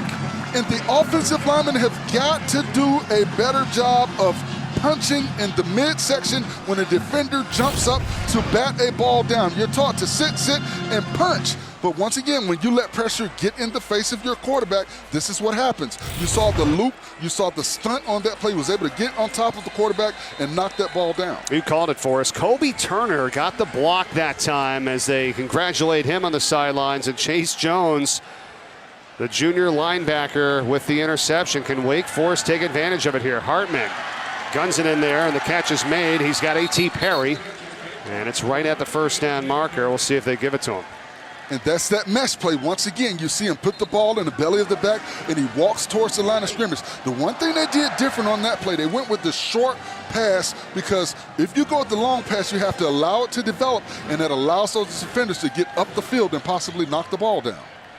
And now it's Wake Forest's opportunity here to try to manage the clock late in this first half, or not, as Hartman goes deep, and the catch is made. He's got Donovan Green to the 11-yard line in front of Kobe Singleton. And Donovan Green did an excellent job of locating the football, keeping his balance, and turning to the outside. You see right here, he locates it, and he's able to turn his body around, and he squeezes the football with his hands and is able to get the reception. The offensive coordinator, Warren Ruggiero, says, no, we're just going for it here. We move quickly, Mike. We're not worried about running out the clock here this first half. Maybe now, as that was a 41-yard pickup, just over 2 minutes remaining.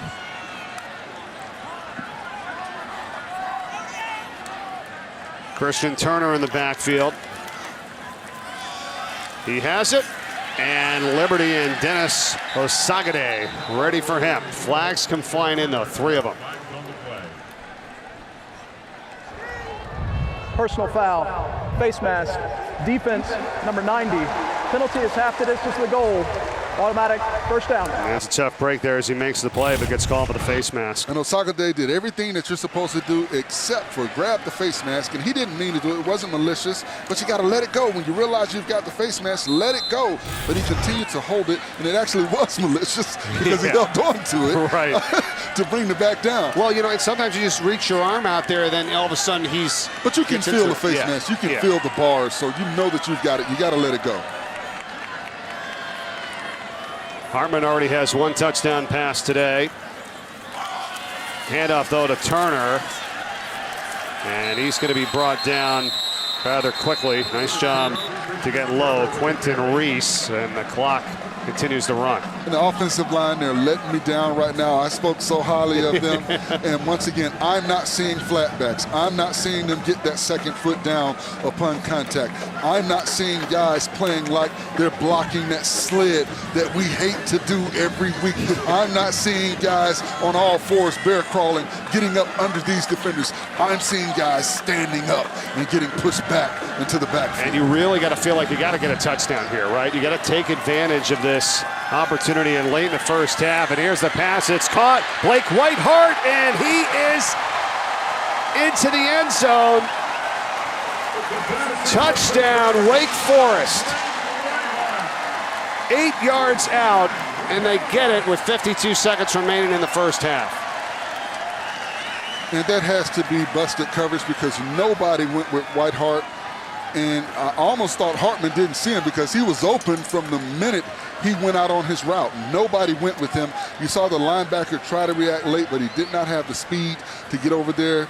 And Whitehart was able to get to the end zone.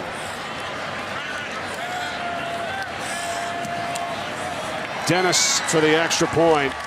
And Wake Forest takes advantage of their 3rd interception of the game, and they turn it into 7. And if you watch Whitehart, nobody goes with him. You see him get out to the edge, and nobody goes with him. Everybody's concerned with the slot receiver, and when they realize nobody's covering him, it's too late. He's able to get up the field and get to the corner of the end zone. I mean, this is the thing, right? You just said it. Wake Forest looked a little lagging, you know, but here they go. They get a turnover. They score points. They're up 20-5. There's only 52 seconds left in the first half, and they're going to get the ball to start the second half. Think about then if you get a scoring drive there, and next thing you know, you're up 22 points. I mean, well, how big was that defensive play? To get up, get pressure, first of all, on Salter, and get your hands up and knock that ball down. How big was that defensive play for Wake Forest that may have been what they needed by Kobe Turner to get that offense, get that energy that you're expecting to see from this offense and from Sam Hartman. And as the leader of that offense, Sam Hartman needs to be in those offensive linemen's faces, telling them what he expects from them. They expect him to play great quarterback, but he expects them to block and protect. Douglas on the return for Liberty, bumps it to the outside, has some room here, across the 40, run out of bounds, and it's good starting field position. Jamal Martin knocked him out, and there's still plenty of time, 45 seconds to go, and 2 timeouts here for Liberty to work with. Let's update Hartman's numbers for you. 197. Well, he's just 3 away from becoming the all-time leading passer in Wake Forest history. And I think once he gets past that number, he'll probably settle down a little bit more. You know, as great as he's been, and he knew he was going to get to that record, it's still something that affects you mentally because you've worked so hard to get to this point. And I was saying earlier, I felt like he was kind of held in check a little bit there. I'd say, well, he's on pace for almost 400 yards passing today. So, I mean, it's going to be pretty impressive. Gavin Holmes is on coverage again for Wake Forest as they try to go to Caleb Snead. It's incomplete. And I love the way that Gavin Holmes has responded in the second quarter. The first quarter early in this ball game, it looked like it was going to be a long afternoon for him, but he has responded extremely well. And that's about being a competitor and understanding that you're not going to win every play, but you've got to keep your head in the ball game. Passes out to Day Hunter. Tripped up as he gets into Wake Forest territory, and he has enough of the first. So the clock stops to move the chain. 32 seconds remaining. Well, the first thing right now for Liberty, you want to get in field goal range, and if you do, then you want to try and take some shots in the end zone. 2 timeouts remaining. Salter, a deep drop. Now he's got some space up the middle. Salter still at his feet, eluding defenders left and right as he gets tackled inside the 20-yard line by Chalon Garnes with 11 seconds remaining here in the first half. And what you saw right there was a defense that thought he was going to go down once he got the first down, but Salter understands. Timeout. Liberty. 30 seconds. 30 seconds. You know, he's got to get as many yards as possible to put the team in field goal position, and if so, try and get a touchdown. Mustafa had an opportunity, number 3, to make a play, but he whiffed. You've got to make that play in the open field. You can't let Salter get by you and get those extra 10 yards. That was a gain of 26 by Salter. What do you think here? Maybe one play? I mean, if you're really risky and it didn't take a lot of time in the first one, you get 2 plays. I mean, in terms of shots to the end zone. I mean, you do have that 1 timeout remaining. I mean, you're definitely in field goal range, but you'd like to try to at least take 1 shot, right? I'm looking on the outside, number 8, Caleb Snead. If he gets man coverage on the outside with his height at 6'3", I'm trying to throw a jump ball and see if he can go up and hand fight and try and get that ball and bring it down. But you want to throw it to the corner of the end zone. You want to throw it up and let them go try and make a play. You don't want to put yourselves in a position to give up a turnover. So you have to be careful with what you do. You've got a timeout left, so you can throw it in the middle of the field if you want to. So you've got the whole field to work with. But I think you go to your big receiver on the outside if you see man coverage. All right. No safety help over the top. Well, Snead is on the bottom of your screen. You mentioned him, number 8 for Liberty. And who's matching up against him? Who else? Gavin Holmes, number 7 for Wake Forest. And it looks like man coverage, doesn't it? Absolutely. You've got to watch number 22, A.J. Williams, to see if he fades over to that side. 11 seconds left. Salter, look out. Pressure, throws it over the middle. And the catch is made. And they're going to have to use the timeout here. Jerome Jackson has it. And they do the final timeout with 3 seconds remaining. Timeout. Liberty, their 3rd and final. 30 seconds. And I think with the more seasoned quarterback, he audibles out of that play, and he sees Snead on the bottom with man coverage on the outside. He's got a 4-inch height advantage, and he goes for that. I think if that was Hartman and Wake Forest, he would have audibled out of that. But we talked about that with Coach Freeze and the coaching staff. That's a part of the development process that, you know, that Salter has to get and develop. What else was going on there is that they really collapsed in on him there. The Wake Forest team looks like they were allowing them, like they were trying to set up a screen because they had 3 guys right on Salter. But the thing about it also is when you throw the ball in the middle of the field, if I'm the coaching staff for Wake Forest, I'm like, let him run. Right, and then tackle him. Once he gets to the 5, the time would have run out. Right. So they do have an opportunity for the field goal, and it's going to be Nick Brown. Be a 27-yarder.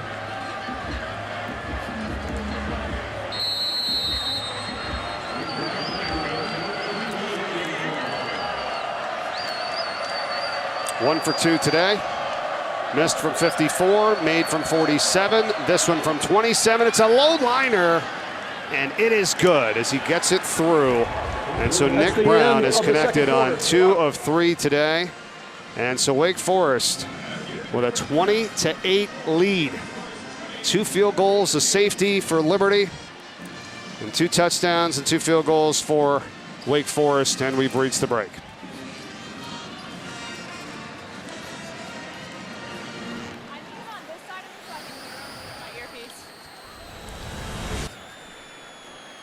Homecoming. And Wake Forest trying to go to 3-0 on the season. Now let's get downstairs to Maryland, who's with Coach Dave Clawson. Coach, what are you seeing as the biggest difference on the drives where your offense gets across the goal line and those where it can't? Well, we're not running the ball very well. So, you know, we're making plays in the pass game and we're getting down to the red zone and we're going backwards. And obviously we're kicking too many field goals. What do you have to do to run the ball better in the second half?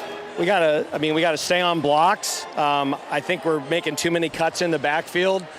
You know, a 3-4 yard run isn't always a bad play, especially down there. Thanks so much for your time. You're welcome. All right, so Wake Forest leads it at the half, 20-8 over Liberty here from Winston-Salem.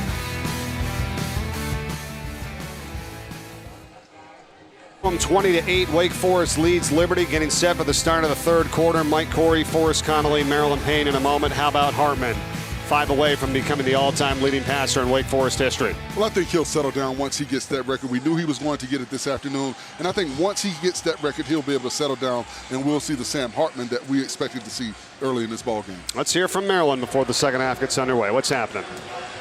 Hugh Freeze says in order for Liberty to stay in this, he needs more consistency at quarterback. He says it's got to be Caden Salter. He's so talented. I just need him to settle down and believe in what he's doing. Freeze said that at the end of the second quarter, they did talk closely on the sideline and had a good conversation about a package and a small collection of plays that he said Salter feels really confident in. So they want to stick with that to enable their young QB here. What do you think about what you've seen, Forrest, from him? I think Salter is the better option in this ball game. I think what you have to do with Salter is sprint him outside the pocket, give him more time, because what that does, that stresses the defense, that makes the defense react, and you have defensive backs that it's natural for them to feel like they need to come up and make a play, but also you get a jailbreak from your wide receivers, and they have to make themselves big and be playmakers for their quarterback on the outside. Jason Stricker kicks off. Keyshawn Williams is back deep for Wake Forest. And we'll see if Hartman can get the record here on this drive. Whether he goes to the air first to get things started for the third quarter. They got the touchdown at the end of the first half. Defense has been phenomenal. 3 interceptions already by this Wake Forest defense, with Wingfield, Garnes, and Chase Jones helping to set up the offense. And this is a big drive to begin the second half. Well, I think for Wake Forest, they need to come out. They need to establish the run, their offensive line. They need to do a better job of getting fits. When you look at film, these guys play superb. This afternoon, not so well in the run game. Hartman goes to the air. Catch is made from Williams, and he gets up across the 30-yard line. And with that pass, Sam Hartman has now become the all-time leader in Wake Forest history passing the football. Outstanding job by this young man, the junior from Charlotte, North Carolina. As they pick up 5 on the play. And now Ellison is tackled down. And once again, you see that offensive line in the run game getting pushed back. They're not getting their fits. They're not firing off with flat backs. They're not getting that second foot down. They've got to do a better job. 3rd and 7. And that's low and incomplete, looking for Williams. So 3 and out here to begin this second half.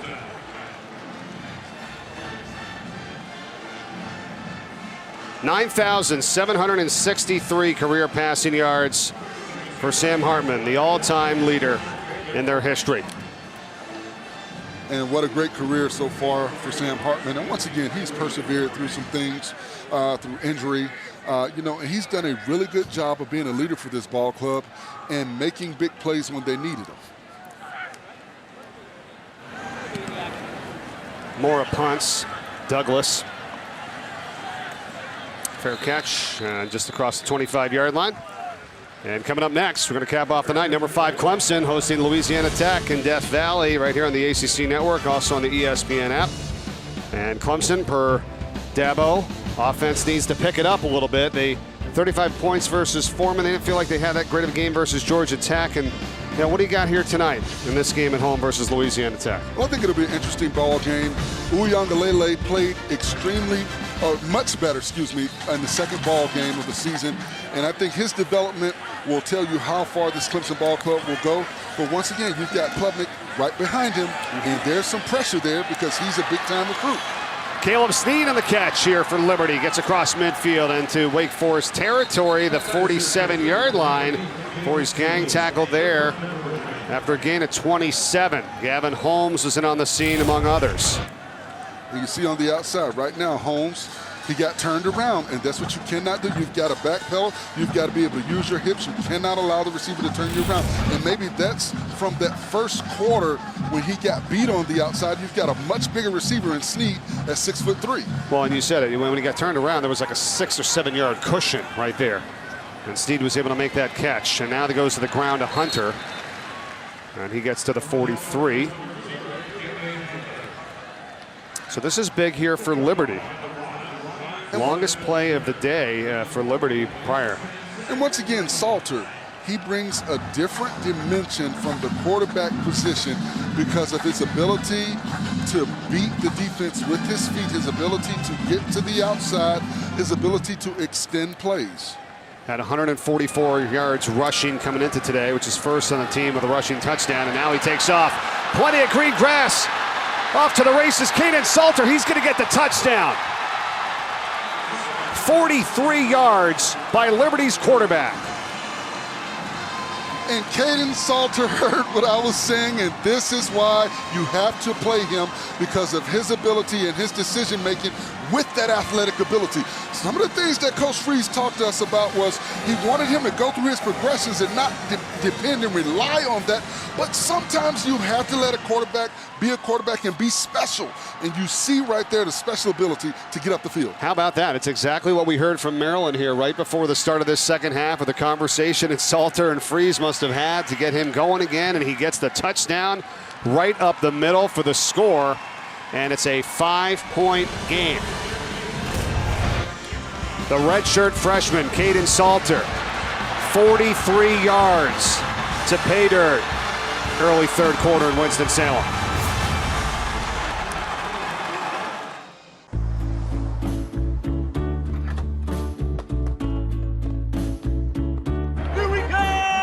Marathon has the fuel to keep your engine running at peak performance.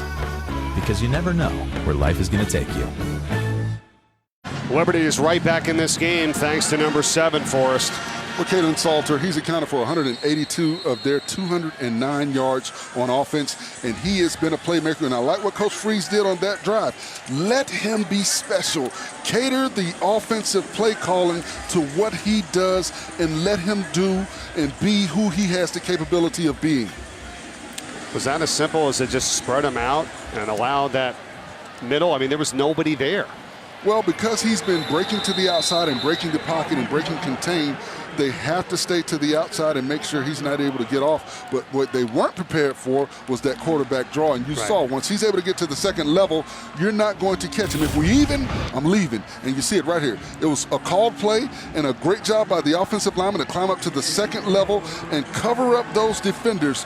And when you saw him get to the second level, Ja'Cory Johns, number 4, had an opportunity, but you saw the offensive lineman flash in front of his face, Gadlin, and that bit of space allowed Salter to get up the field. Second rushing touchdown of the season for Caden Salter. The first TD of the game here today for Liberty as they had 2 field goals and a safety. Now Hartman goes back to work here for Wake Forest, and the pass is dropped by A.T. Perry. And A.T. Perry turned up the field and tried to make a play before he had possession of the football. You've got to squeeze that football. Make sure you've got it before you turn up the field. And you've got pressure coming on Hartman. So once again, this offensive line has not done as good of a job as I thought they would be able to do. And that's a credit to this defense from Liberty. Hartman now goes over the middle, and he's got the tight end in Whiteheart. We hadn't really called Perry's name too much today, number 9 for Wake Forest. And, you know, he's got 18 career touchdowns for this group, top 10 in history, and is the leading receiver for this team. And he's a matchup nightmare at 6'5". Hartman now taking a shot deep, and for Perry, as I say that, and it's incomplete. Retreating was Chris Megason for Liberty. You kind of just throw your arms up in the Air Force. What happened there? There were so many things that happened on that play. I mean, first of all, Perry was wide open. Hartman didn't see him. You see the crowd screaming. And then Meganson, it's almost like he stopped. He started running to catch up with him. Then he slowed down, and then he sped up again, and he's able to get his hand in there. But Hartman didn't put enough on that football because Perry should have just been walking into the end zone.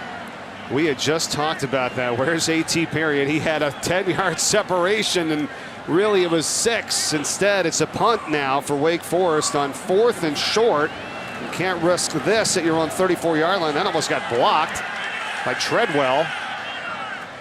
And it takes a Liberty bounce and goes back up close to the 40-yard line. So the Flames have an opportunity to take the lead on this drive when we come back.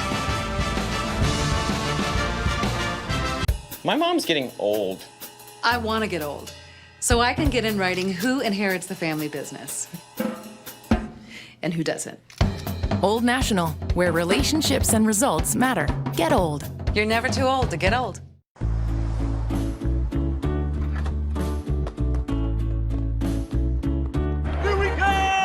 Marathon has the fuel to keep your engine running at peak performance. Because you never know where life is going to take you. December 26, 2020, Liberty was looking for their first ever victory over a ranked opponent. They had the opportunity to do so against number 9 Coastal Carolina in the Cure Bowl. And quarterback Malik Williams kept Liberty alive early. He had a couple of touchdowns and also 21 carries, 137 yards, 4 TDs. And then Coastal Carolina is tying it up to send it to overtime. But the Flames defense blocks the Chanticleer's field goal, and Liberty wins the Cure Bowl 37-34. And now they try to beat a ranked opponent for the first time in the regular season here against number 19 Wake Forest, who is primed to try to have one of their best seasons in school history. And Liberty is down only 5 points here early in the third, and they have the ball. Well, they've done a good job of keeping their head and staying in this ball game and believing. And I think that is what you have to have. If you're going to get an upset, you have to believe that you can not only compete with the opponent, but you can beat the opponent.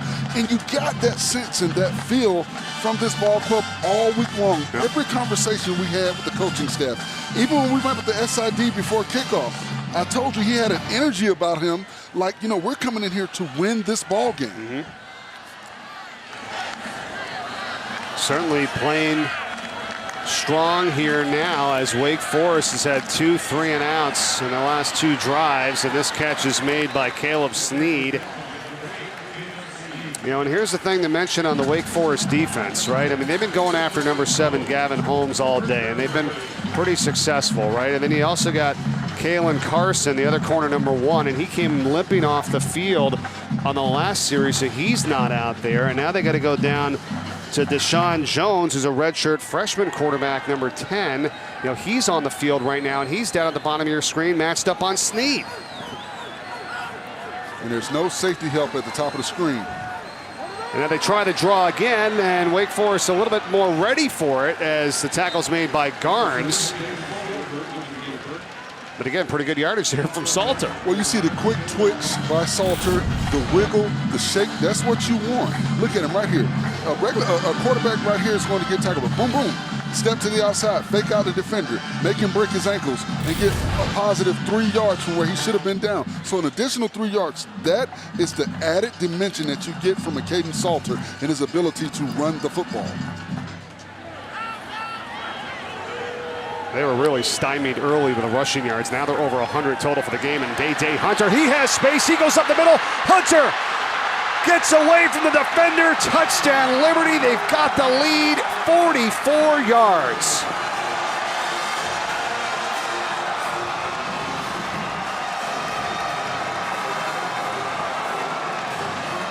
And right now, this Liberty offensive line is playing grown man square chin football. They've got a 38-pound weight advantage, and they are hitting Wake Forest in the mouth. They're running right in the gut of this defense, and they're gutting them, running straight up the middle. He almost went untouched till he got to the third level of this defense, and that's because these interior linemen are able to climb up to the second level defenders, cover them up, and once you get athlete on athlete, I think my guy can win, and that is what's happening for this Liberty Ball Club. Yeah, they have won. Salter with a 43-yard touchdown up the middle, the quarterback, and now Day Hunter goes 44 yards for the score. They're going for 2 here to try to make it a 3-point lead. Salter in motion goes Douglas. Hunter's in the backfield. The pass to Douglas. He's got it. 2-point conversion. Count it. And Liberty goes on top 23-20. So how does nobody go with Douglas on that play? But once again, watch the offensive line. They get up, they cover up those second level defenders, and if we even, I'm leaving, and he's to the house for the touchdown.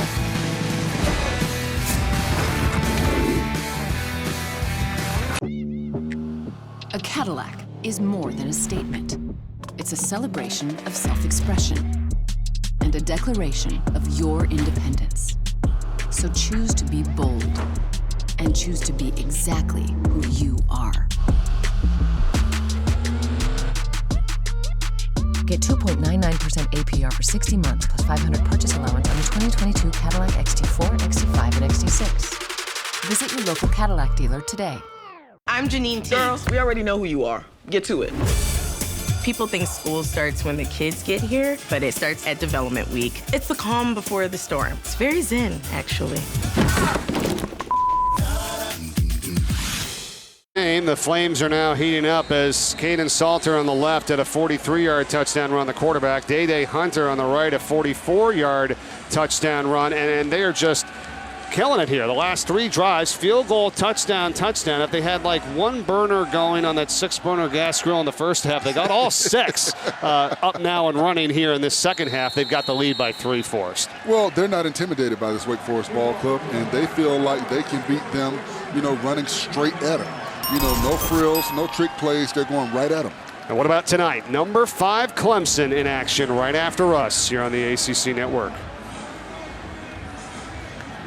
Our ACC primetime matchup versus Louisiana Tech. And this is a position that I don't think the Wake Forest team thought they would ever be in this evening, behind in the third quarter, especially how they went in at halftime. They had all the momentum and they were getting the ball coming out after the half. Well, and that's why I said when they started the ball with the second half, and now in trouble. And now the Liberty defense trying to tee off. They're fired up as they get on Justice Ellison, who took the handoff. That's why it was important on that opening drive of the second half. Wake Forest scores at the end of the first half. They get it back. They got a chance to go up potentially by 20, and they turn it right back to Liberty, and now Liberty scored 3 in a row. But right now, this offensive line is disoriented. They're not blocking up front. They're not giving Hartman time. He doesn't have time to do anything, and they are on top of it. It's almost like they know exactly what Wake is doing every single play.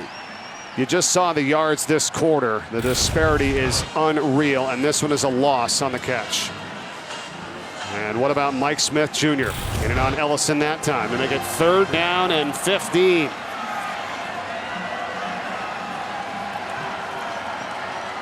Hartman with a little more time here, but nobody's open. He's got to get to the 35-yard line. He stretches. Where do they mark it? Short, the 34.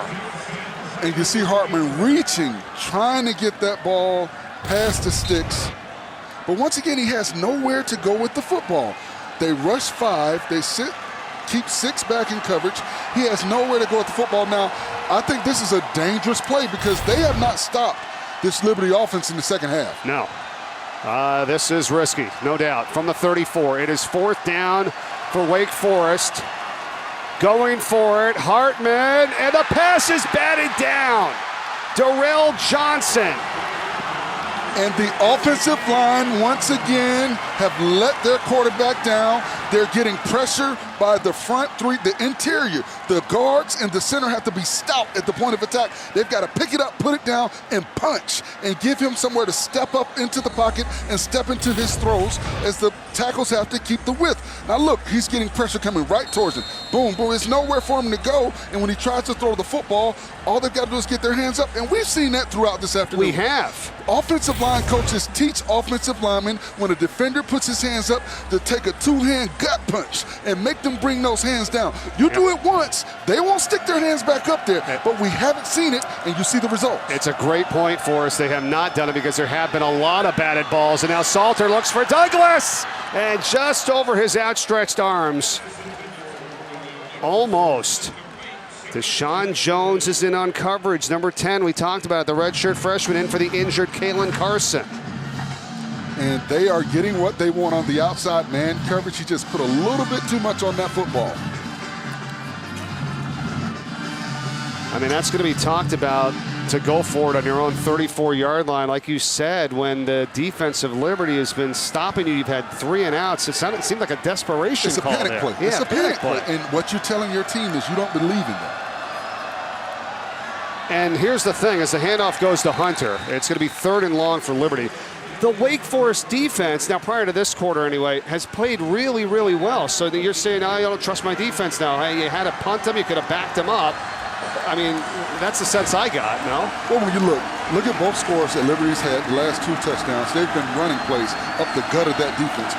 So if I'm the coach, I'm challenging my defense on the sideline, and I'm telling them, we're going to punt the ball. You need to go out there and show me that you can stop the run.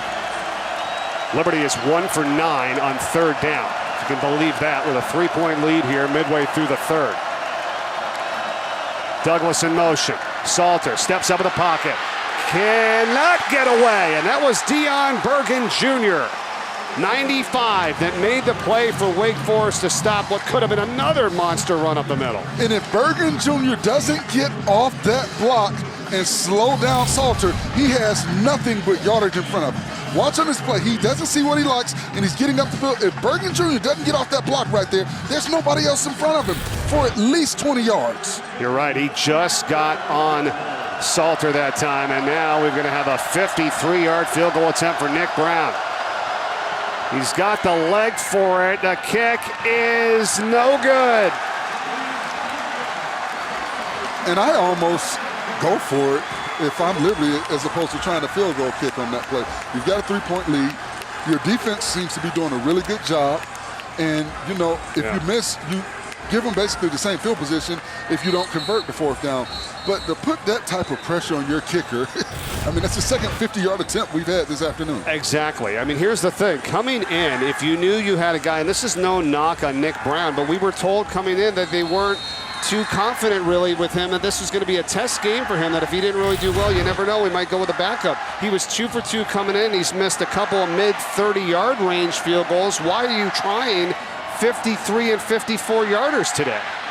Hartman's in trouble, and he's going to be brought down after he goes a couple yards up to the 39-yard line. And what you see, once again, you saw the mesh play. It wasn't as active as it usually is. He took 2 steps forward, but once again, you're going towards the defender. He tried to climb the pocket, but you were so far up, close to the line of scrimmage, he had nowhere to go. Handoff here now.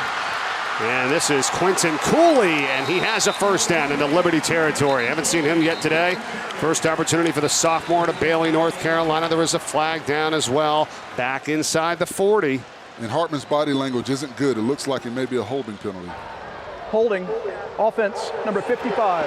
10-yard penalty, second down. That's tough. That's on Juergens, the center, after a big gain that time from Cooley. And you see number 55 in the middle of the field, right there. He's holding. Now he's trying to get up to the second level. No, you got to let him go. You cannot hold on to the defensive lineman and take him down. I think if he would have just took his hands off of him when he was going down, they would not have called it.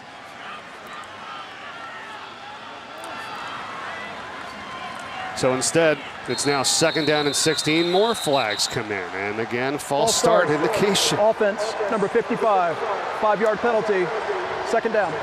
It's kind of come in waves today for certain players, right? Holmes had the holding and the pass interference call back-to-back. Juergens gets the holding and the false start back-to-back. That's tough. The offensive line has just looked unsettled all afternoon. And this is a veteran offensive line that we expected to see big play from. Well, they didn't expect to be in this position either. Hartman takes a shot deep over the middle, and it's going to be picked off. Robert Rahimi has it. Liberty with the interception. They wanted Blake Whiteheart. And Rahimi tracked that football. He saw it the entire time, and he did a great job of reversing field and tracking that football. Hartman never saw him on the other side of the field. They call him Rocket. Rocket Rahimi on the interception, the safety. You see him at the bottom of your screen now. You see him tracking the football, tracking, and he goes up and makes a play on it. A great job by him watching the quarterback's eyes, because the defensive back was beat on that play, but he did a good job of tracking and helping his guy out. Second interception thrown by Hartman today. Salter again continues to work up that middle of the field, and he gets 5 yards up to the 40-yard line. And you see momentum has just left this Wake Forest sideline. You see the fan base kind of sitting here in awe, trying to figure out what's going on right now. And you see a Liberty Ball Club that's continuing to believe that we not only can compete, but we can win this football game. 0 first downs in the third quarter for Wake Forest offense. And meanwhile, Salter and his group have gone to work here with a field goal and 2 long touchdown runs by him and Hunter. Again, Salter directing traffic, looking for a block, and gets close to the first down. Jalen Garnes runs him out of bounds, and he will be a yard shy here on third down. And Garnes did a good job on that play, playing his keys and not allowing his eyes to dictate what he does, because you saw the tackle pull, so they gave pull action, so you're thinking it's going to be a play going around the left side of the formation, but he stayed at home, and he did a good job of getting Salter out of bounds. 280 total yards now for Liberty, 218 for Wake Forest. Big 3rd and 1 here at their own 44. The handoff, Hunter has it. But the fumble, and they're going to pick it back up, or they'll say he was down. It was recovered anyway by C.J. Yarborough. Didn't you see that one going for another big one, too? Well, look at the offensive line. Look at him firing off the football. You see him getting up the field. You get him covering up second-level defenders. You've got receivers outside blocking. And right there, a good job by the receiver, Yarborough, to react to the fumble and get on top of it. Yeah, he actually ran into Yarborough, and that's why he did fumble, and thankfully Yarborough did pick it back up. And if he doesn't run into Yarborough, he's still running right now. That's right. Exactly. Fresh set of downs for Liberty at the Wake Forest 49-yard line. Salter, look out, blitz coming off the edge. The pass is caught by Hunter, and they're on top of it. He's going to lose a yard on the play. Chase Jones and Jamal Martin combined for the tackle for Wake.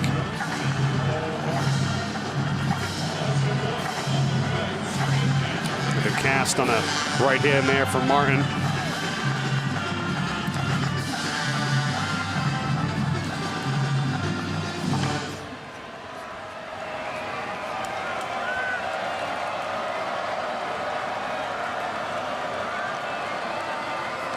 Four wide receiver set here on a second down and 11. The pitch gets out to Hunter. Oh, and he's dropped. What a big tackle made by Malik Mustafa. Heads up. It's almost like Mustafa said, okay, I've had enough of this. I'm going to go up and I'm going to make a play, and that's what you do. And a good job by the defense not allowing Hunter to plant that foot and get north and south. They kept him east and west, which allowed pursuit to get to him. And what a textbook picture-perfect tackle, too. You know, we've seen a lot over the years now with the new rules and the targeting and all that. That was just perfect the way he did that. Absolutely. Lead with your shoulder, dip and lift, and take him out of bounds. All right, 3rd down and 11 here. Trayon Sibley is in the slot at the bottom. Salter looking back left, running, needs 11 yards here for the first. Not going to be able to get it here. And a good job by Wake Forest converging. Garnes and company on the tackle. 4th down, and Liberty will punt. And a good job by the Wake Forest back-end defenders not to react to what Salter was doing, but stay on top of your receivers. When it's a jailbreak play like that, that's when you give up big plays because you don't pay attention to the receiver. So a good job staying on the receiver, not allowing them to get on top of him. Taylor Marin is back to return the punt here.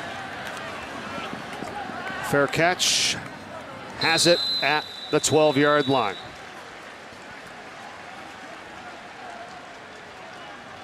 Tonight, after Louisiana Tech Clemson, the huddle. The entire crew with a complete wrap-up of that game and the whole day. Highlights, analysis, interviews, players and coaches, all that and more. They got it all covered, and it's coming up right here on the ACC Network and the ESPN app after tonight's Louisiana Tech Clemson game. When did you get the notification of the last-second win by App State today? Game day was there. Oh, my gosh.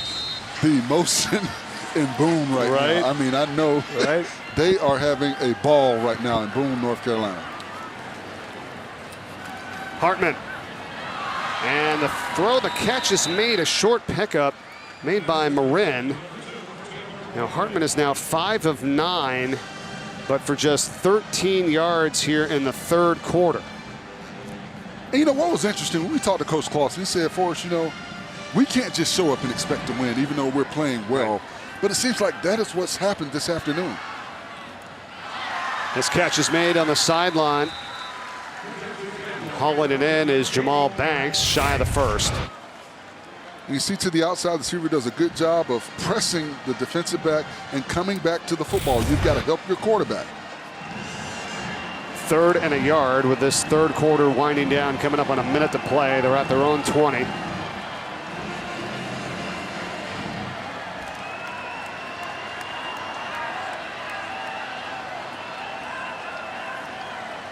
Cooley's in the backfield for Wake Forest, and a sneak from Hartman, and he has it.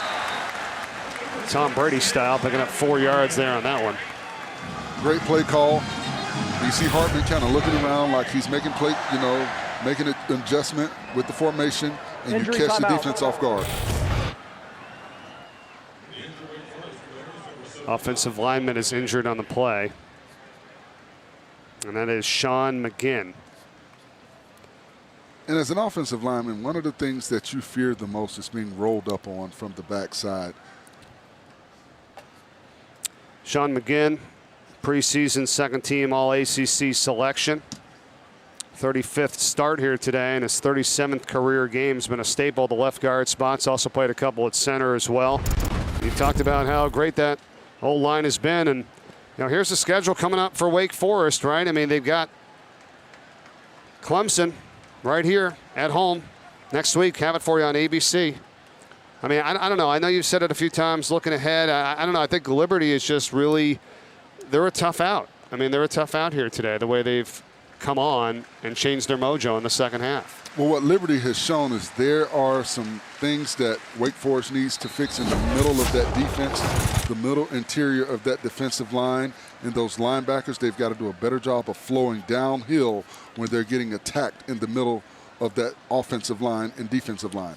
So McGinn comes out, at least walking off. That's good to see. But Nick Sharp is going to replace him, the redshirt freshman, number 70, and he's going to be at the left guard spot here.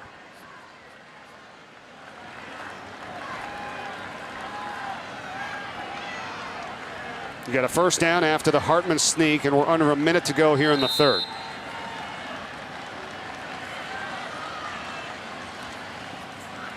Hartman, look out. Pressure, he's going to be sacked. Didn't see it coming. Ahmad Walker, and now a flag comes in at the end.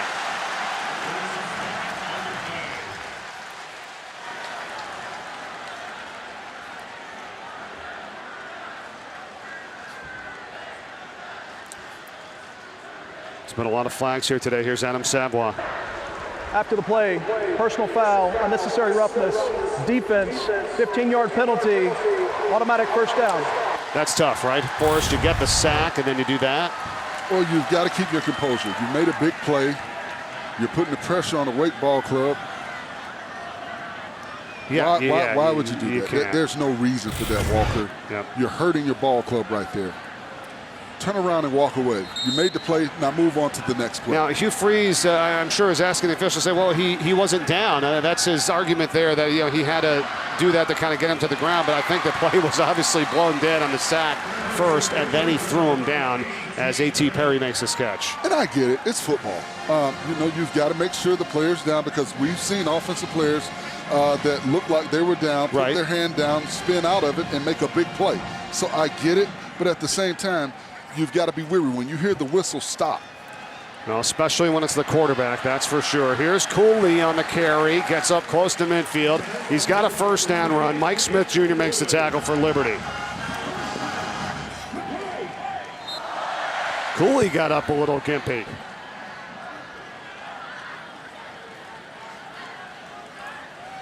Yeah, That's the end of and the he's third going to go quarter. down, and that's the end of the third quarter. Now he's going to kind of hobble off, or at least try to. And we saw Quentin Cooley come in here in this third quarter, and he may be on the sideline when we return. Liberty is taking advantage here. Big runs for touchdowns. They lead it by 3 as we head to the fourth quarter in Winston-Salem after this.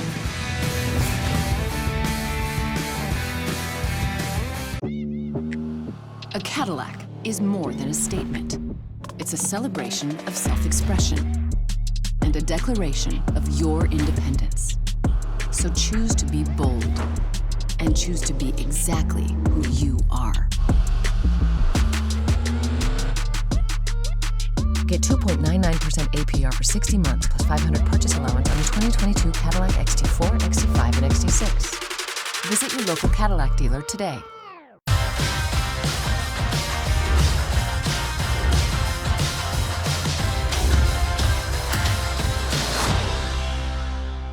He leads Wake Forest 23-20. You see the numbers of the third quarter. That tells a huge story of the reason why the Flames are leading this game right now. Hugh Freeze and Dave Clausen. We get set for the fourth, and it's 1st and 10. Hartman backpedaling in trouble and sails it over the head of his intended receiver, A.T. Perry. That'll be 2nd down. And once again, you've got a Liberty Ball Club that's able to get pressure with 4 pass rushers. They're dropping 7 back into coverage. Hartman has nowhere to go with the football, so he's holding it longer, and that's allowing the pressure to get to him. Play fake. Over the middle. The pass is batted down. He wanted Marin. And all of a sudden, this Liberty defense, nice defensive play to knock it away. But you had Marin and Perry converging on each other. You have to wonder, was somebody running the wrong route? Because they almost were getting ready to run into each other. They're coming right towards each other. Jawan Treadwell was there for the Flames, and now it's 3rd and 10 for Wake Forest at their own 49.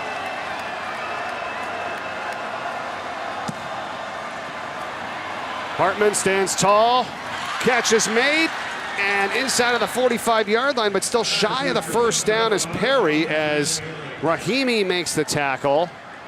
It's going to be 4th and 2. And if I'm Wake, I'm lining up and running that quarterback sneak once again. They got 4 yards on it the last time, and instead, though, Hartman is going from the shotgun. 4th down, Wake Forest. Turner picks up a block. The pass from Hartman is caught, and it's a first by Marin. And one of the dangers for a defense, when you get all bunched up and you bring everybody down in the box, there are no third-level defenders. So you've got one-on-one coverage, man coverage on the outside. A good job by the receiver, Marin, to get past the sticks. A nice job by Turner to pick up the block, and now he gets it on the call, and he's not going to get much. In fact, he'll lose a yard. And the tackle made by Kendi Charles.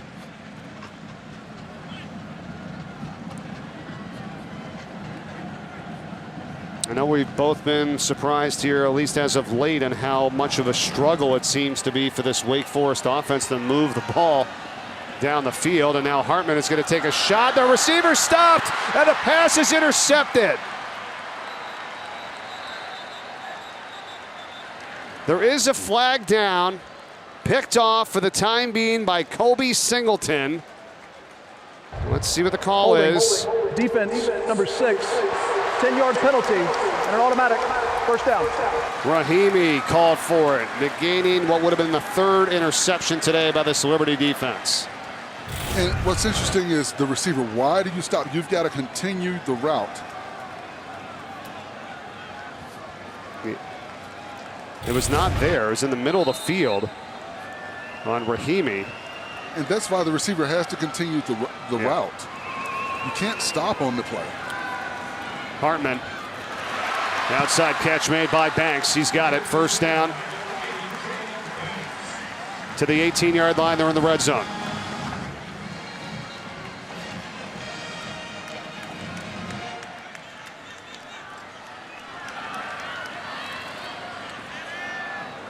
Turner. Flag comes in. Megan Ellison, excuse me, as he's upended by Rahimi, who's now been all over the place. Holding. Offense, number 55, 10-yard penalty, first down. That's not what you expect and you have seen throughout the career of Juergens, and that's 3 penalties on him today. He's having a tough time in the middle of that offensive line. You see him right there. He's engaged, but he's got his hands outside. You've got to keep your hands in the middle of the shoulder pads. You cannot get your hands on the shoulders or on the outside of the numbers because the officials will make that call every time. Sean McGinn is back in, by the way, 79 on the left side there, the left guard. He came off in the last series, so he's back. Here's Hartman. After the penalty, sideline in. The catch incomplete, out of bounds. Perry able to grab it, did not get the feet in. I'd love to see that again because I was watching those 2 feet. He knew he tried to keep them both in while securing that ball. And if he was forced out, he would have to have come back and established being back in bounds. But he was not forced out. He stepped out and then tried to get back in bounds. And you see the left foot. But I don't think, what's interesting, I thought he stepped out prior to catching the ball and the ball getting there. Now, if that was the case, you're absolutely right. The crowd is irate because they think he got that left foot in and made. But if you're forced out, let's see if he's forced out. Correct. He's not forced out. Does he step out of bounds? Yes, he steps out of bounds right there. Yeah, it's tough, right at the edge of our screen. But I exactly hear what you're saying, Forrest. Be right around that 7-yard line, right? We'll come back and show it to you again. Wake Forest driving here, down by 3.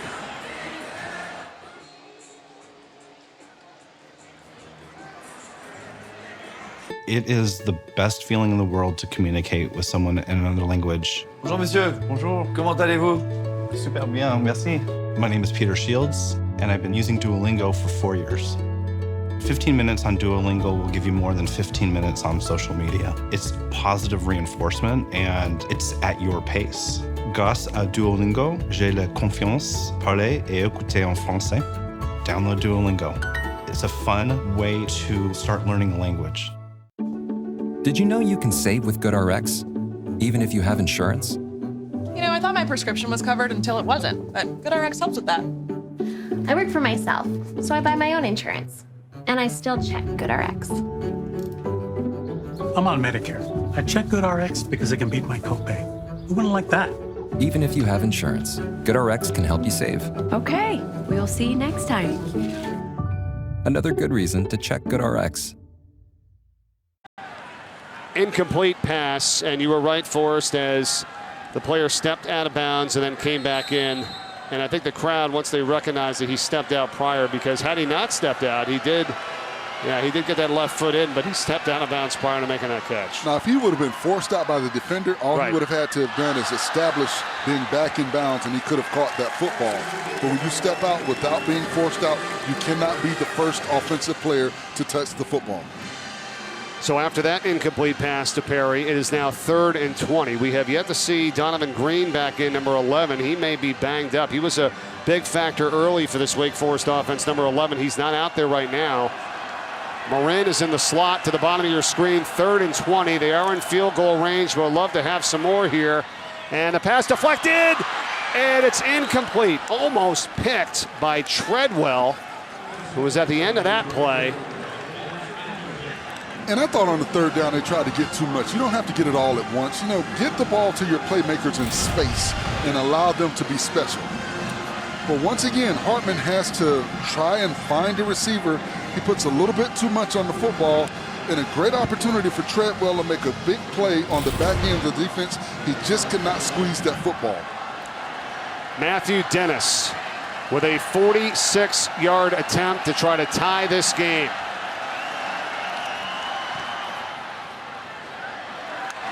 Count it.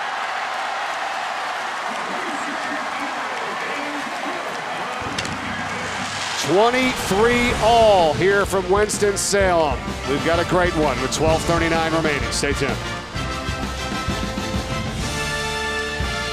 We live here in Bed-Stuy, Brooklyn. I've been a Nets fan since the early 90s. Being a Black-owned business, our children get to see there's more than one way to be successful. Maybe they can do it one day too. Champion Black businesses as we share the NBA Finals stage together. Here's the problem, team. Nobody knows what Hulu Plus Live TV is. Yeah, it comes with over 75 live channels with sports like NFL games, plus Hulu's entire streaming library. Plus Disney Plus, plus ESPN Plus. What if we change the name? Give me something. No bad ideas. Let's go. Super Hulu. Bad idea. Hulu Bold. No. Hulu Plus Live TV Plus. Yeah, everybody's kind of doing the plus thing after the name. What if we call it Hulu Plus Live TV Plus Plus Plus? You're saying 3 pluses? That's what you're saying? That's dumb, but we're going to go with it. Dennis 3 for 3 on field goals today. 33 yards, 27 yards, and 46 yards that he just made there. And he gets a little love from his teammates as they now have tied this game at 23 all. Kickers matter, man. And people overlook kickers. I love my kicker from when I played Scott Bentley. You know, ice in his veins. You know, 18-year-old on the cover of Sports Illustrated, and he has to kick a field goal to win a national championship. So you got to love your kickers, man, because they mean everything. How cool is that, right? Absolutely, absolutely. 93? Yes. FSU had a huge win for them last night. And Mike Norvell and your former team, the Seminoles, with the win at Louisville. Well, I think Coach Norvell is doing an excellent job building this team. He used the portal to get the players that he needed to do what he needed to do as far as their scheme, and you see the results. On the return, Douglas for Liberty. Tripped up as he just gets across the 20-yard line. And coming up right after us here tonight, top of the hour, Clemson hosting Louisiana Tech. We'll have it for you. Looking forward to seeing what Clemson can do here, number 5 in the country. And then they're coming here to Wake Forest next weekend. Tonight's game on the ACC Network, next weekend on ABC. And that's right after us here. And this outstanding Liberty-Wake Forest matchup that is now tied up at 23. 12 and a half to play in the contest. Caden Salter. The give to Hunter. Picks up 7. And I don't know what's going on because the Wake defenders were right there to make a tackle for the loss. There were 2 defenders there, but you see the ability of the runner to get skinny, turn his body, and get between those defenders and get positive yards. You feel like there's so many available options now for Liberty because of their confidence in what their offense has been able to do, especially from the start of the second half on. Well, it's the Salter effect. You have to account for him as a dynamic back as well as a quarterback. Give back to Hunter. Has the first. Forward progress has him up to the 32-yard line. The chain will move. The drive will continue. And I think one of the most impressive things that I've seen throughout this afternoon has been the offensive line play of Liberty. They have accepted the challenge. They're getting that second foot down. They're playing with the flat back. They're getting up to the second level defenders. And these backs are running hard and running behind their pads. Hunter with 12 carries, 78 yards in this game here. 1st and 10, Liberty from the 32. Again, Hunter. And nothing doing this time. Stop for no gain. Kobe Turner was there. You talk about the offensive line for Liberty. There's Big Cam Reddy, the senior center. Originally a walk-on at Boston College, went to Colorado State, now his first season with the team, helping to lead that charge up front. And I think you put the offensive line at a detriment when you try and get to the outside, because this is a fast Wake defense and they can get up the field. You've got to hit them quick. So I like the middle runs. I don't like trying to get to the edge. Salter, pressure, hit as he throws, and he got undercut. And he gets up, he's okay. Big time hit. And if they don't get pressure, he had Snead on the outside. He had an open receiver. When they play man coverage, Salter has places to go at the football. They flushed him out of the pocket. If he was able to throw that pass without getting it, he has Snead open for the first down. Crowd coming alive here at Truist Field on 3rd and 12 at Wake Forest. Liberty just 2 of 12 today on 3rd down. Salter, hit, fumble, recovered by Wake Forest. And inside the 10-yard line, Ryan Smenda Jr. Mustafa knocked it loose. Smenda Jr. with a recovery. And Wake Forest is in business, 1st and goal. And Salter's got to be able to field that pressure. Wherever the pressure's coming from, that's where you need to go at the football, because you've got a defender trying to recover.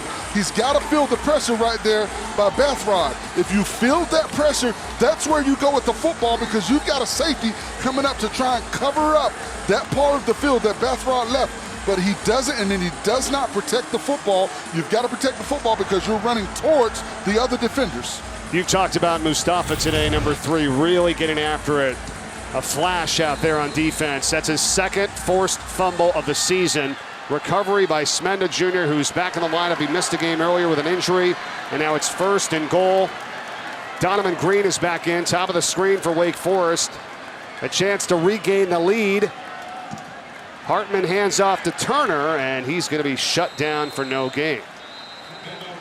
And once again, this is where I issue the challenge to the offensive line for Wake Forest. This is when you've got to get fits.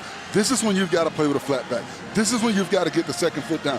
This is when you've got to say, this is what we hit the sled for, and we have got to overpower this outmatched defensive line that has been beating up on us all night. Can they do it? 2nd and goal here from the 4-yard line. Again, Turner, and he gets a yard, maybe 2. Let's see what happens. You watched this game last week, so did I, in that win over Vanderbilt. Remember, they went for it, with the same play on that wildcat early in the game. They were unsuccessful. But watch, no movement at the point of attack. No movement. You see white shirts getting up the field. You see white shirts behind the line of scrimmage. I don't see movement. I don't see flat backs. I don't see guys firing off. Hartman, 3rd down, end zone, caught, touchdown, Banks.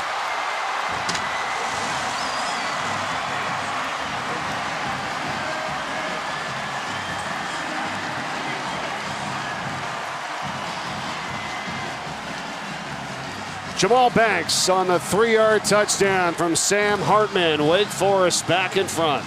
And they got the touchdown, and a good job by Banks getting behind the receiver and Hartman waiting for him to come across. But there has to be some concern from the offensive line perspective when you can't get positive yards from the 3-yard line.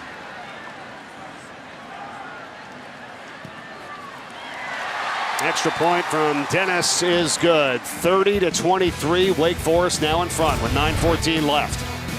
Well, once again, you see Hartman, he's got all the time in the world. He's able to look around. He sees Banks at the back of the end zone, and a good job by Banks to squeeze the football.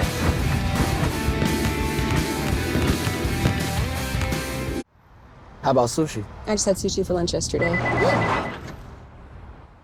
How about tacos? Automatic emergency braking, one of 6 advanced safety features standard on every 2022 Chevy Equinox. Find new technology. Find new roads. Chevrolet.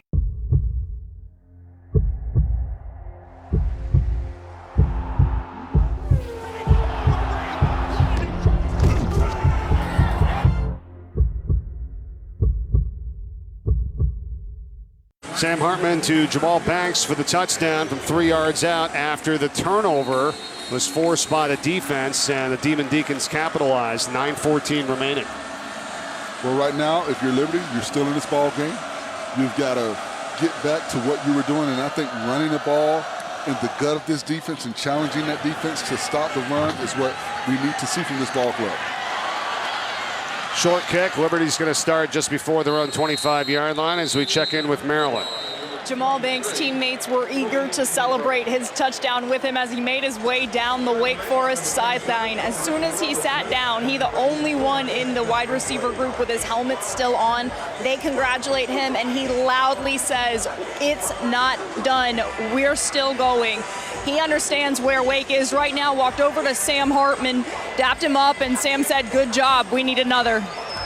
Yeah, they do, Maryland. That's a good point. I mean, you were saying it earlier, Forrest. Seems like every game they're in can come down to a possession game, and nothing is set until 60 minutes have been played. Well, the Wake Forest defense came to play that last drive. Let's see if they can continue to get pressure on Salter.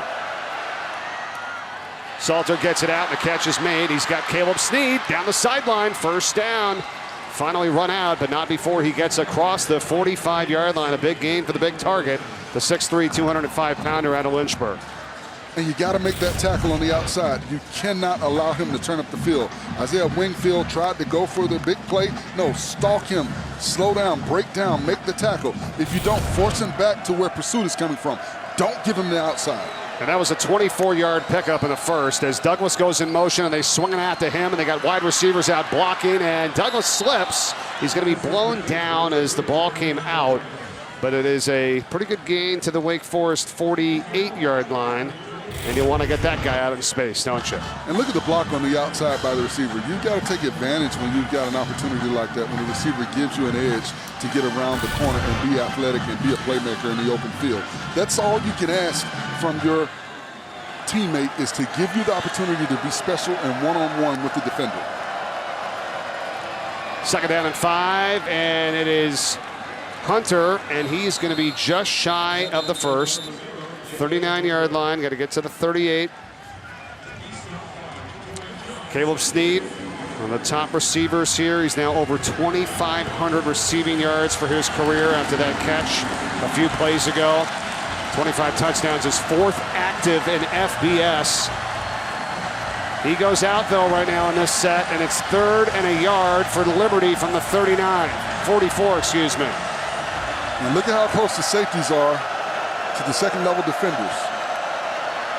Bollinger, the extra tight end, in for blocking. They get it to Hunter. He's got to bump it out wide, and he is going to have it tackled down by A.J. Williams, but it is enough for a Liberty first. And you see all the defenders in the box. That allowed Hunter to get to the outside without much pursuit and turn the corner. All the defenders inside the box. Now you see him bounce it to the outside. Now it's one-on-one. And if I can get to the edge, I'm going to get the first down. And you see his ability to get to the edge and get the first down. Look at that blocking on the outside there. C.J. Yarborough going up against Gavin Holmes, and a little bit of tasseling there for sure, as Holmes has been targeted a ton today for Wake Forest. Now they set up the screen here for Hunter. I'll pick up about 3 yards. And the offensive lineman, you've got to find you some work. You can't get out there and not find work. Go hit somebody. If you don't see your assigned player, if you see another color, you run into that player, you have some type of collision. But too many no-hitters on that screenplay. They were out there, they just didn't do anything when they got out there.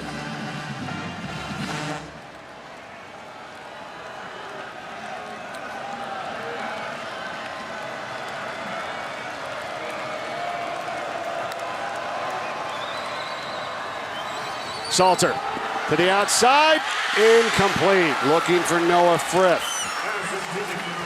Let's go check in with Jordan Cornette in the studio.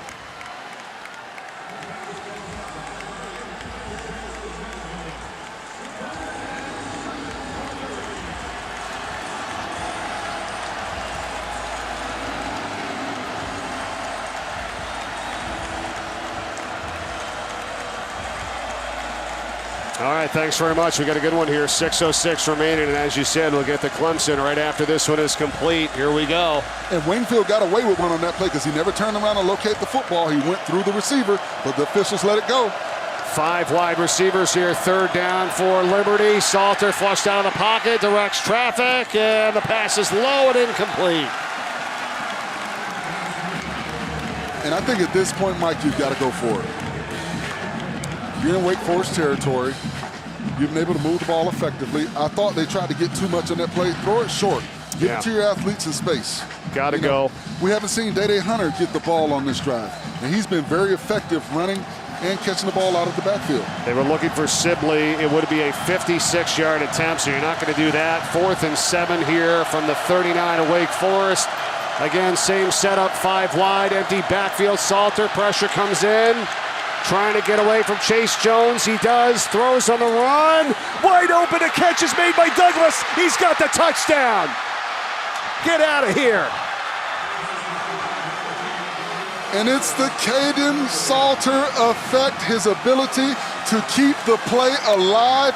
You see him go around the edge, reverse field, come back around, but he's always got his eyes down the field. And when that happens, it's a jailbreak for the receivers.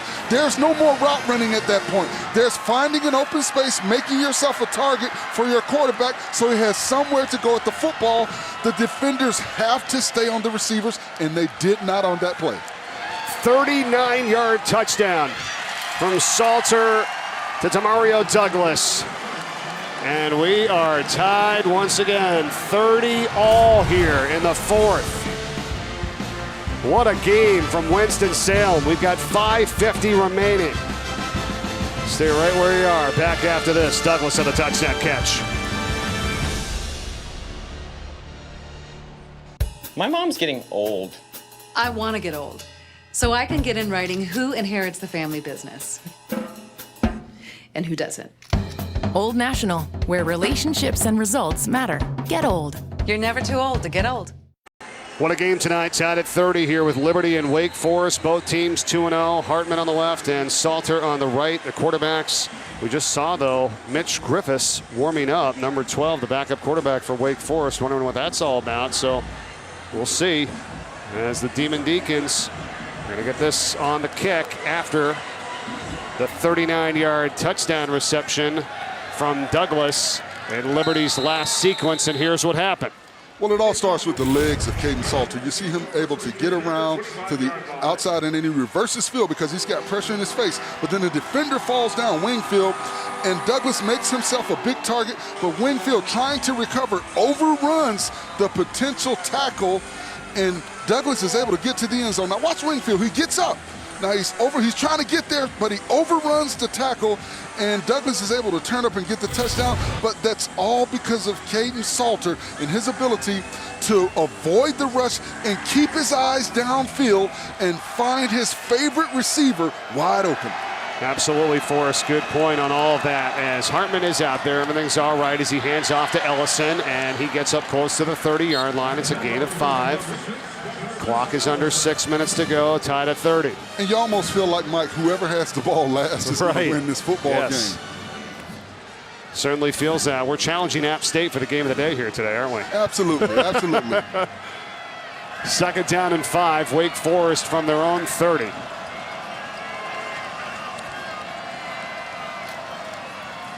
Hartman on the keeper. 1st down, and a flag comes flying in. Looks like it may be a hold. Holding, offense, number 11, 10-yard penalty, 2nd down. They're calling out on the wideout, Donovan Green. That negates the 1st down run. Here it is.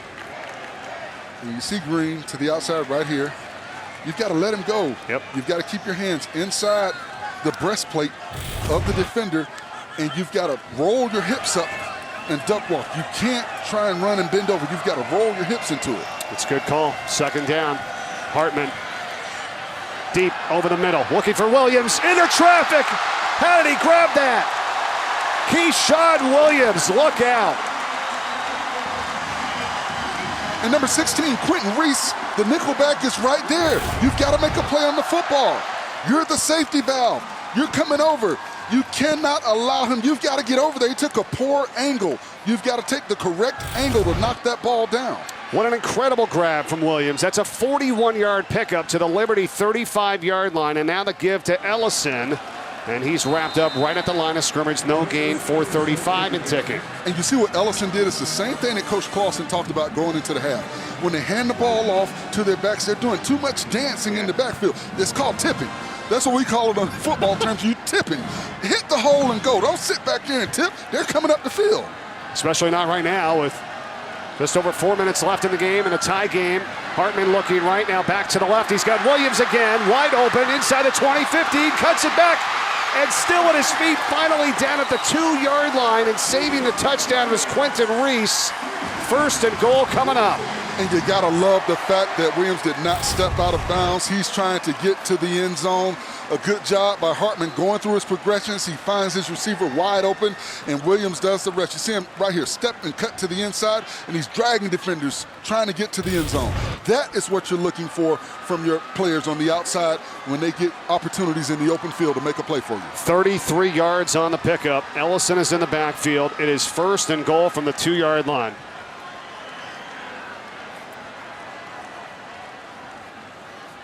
Ellison, he's got it. Touchdown, Wake Forest.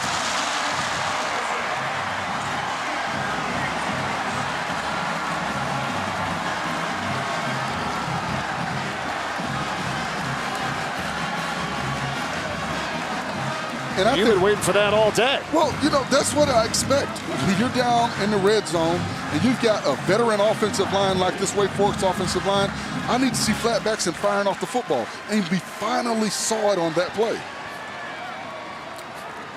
Matthew Dennis for the extra point. Got it. 37-30 now with 3 minutes and 39 seconds remaining. Hartman is over 300 yards passing for the 14th time in his career, 324 on the day. Ellison with a touchdown run. What a fun game here today from Winston-Salem. Now watch the offensive line. You want to see flatbacks, see movement. Look at the point of attack. Look at all the black jerseys. They're going forward. They're not coming back. Too often when they've been in the red zone, we've seen them coming backwards. They're moving forward. And that's where you've got to play grown man football down in those trenches. You've got to be able to fire off, keep that flat back. And the key to all of that is getting that second foot down. Because when that second foot comes down and you make contact at the same time, you have leverage to move forward. If that second foot is not down, you don't have any balance. And that's when you see guys going backwards because you've got defenders firing off the football. You said it. Might come down to who has it last here tonight. 3 minutes and 39 seconds remaining. Liberty awaits the kickoff. They have all 3 of their timeouts remaining. So does Wake Forest.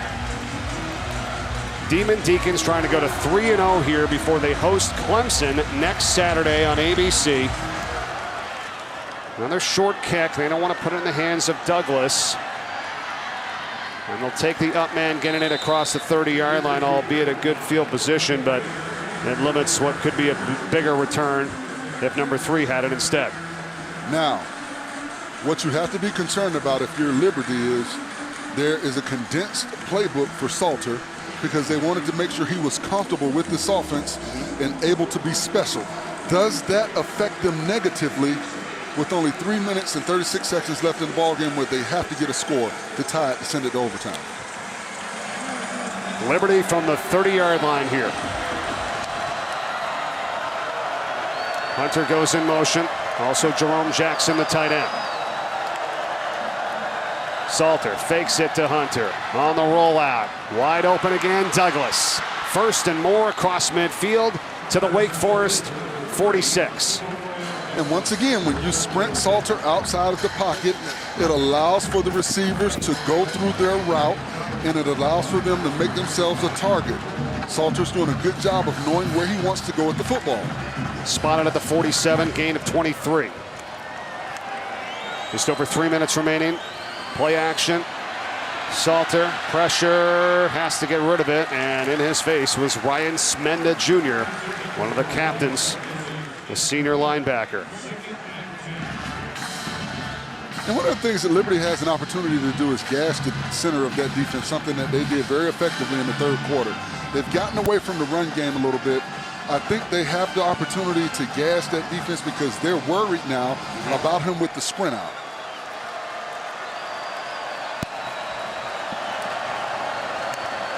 2nd and 10. There it is again. Salter up the middle. Smelled out, though, by Deion Bergen Jr. after just a gain of 1. And he had the opportunity, but the offensive lineman did not stay engaged.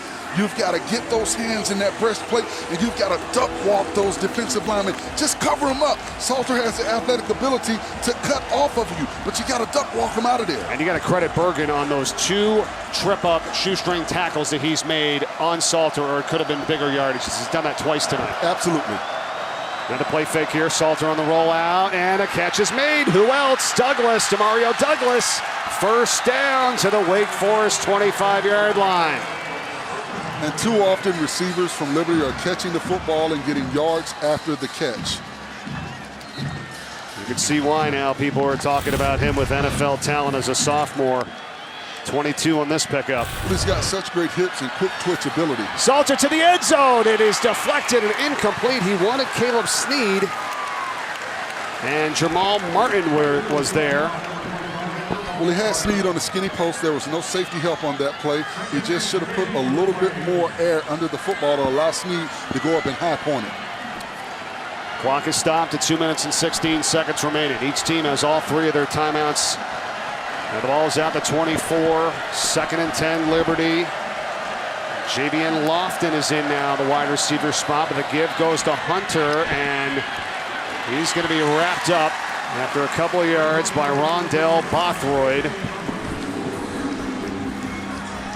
And high and tight right now is what you're telling your running backs and your receivers when you get possession of the football. Keep that ball high and tight because the defenders are ripping at it, trying to force the fumble. We're under 2 minutes remaining. 3rd and 7. Flames. Frith and Douglas to the top of the screen. Snead and Jackson at the bottom.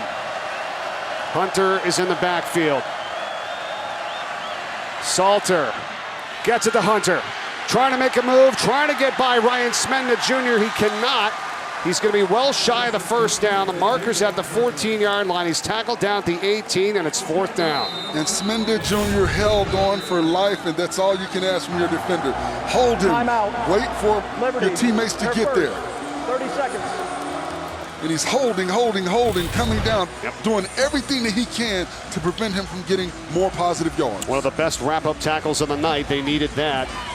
And they forced Liberty to a 4th and 4. They've called the first of their 3 timeouts. Well, one thing you have to do when you're tackling is called, you've got to thump, you've got to wrap, then you've got to tackle. So you got to thump to let them know you're there. You've got to wrap them up, and then you've got to bring them down.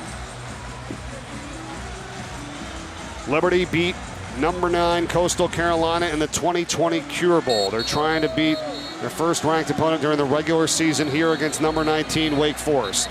They're 2 for their last 4 against ACC competition. They beat Syracuse and Virginia Tech back in 2020. The other 2 games are losses by 3 and 1 point. They're right in it again here tonight. 37-30, Wake leads at minute 20 to go. It comes down to 4th and 4 for the Flames to keep the drive alive. 5 wide receivers, empty backfield. Salter takes,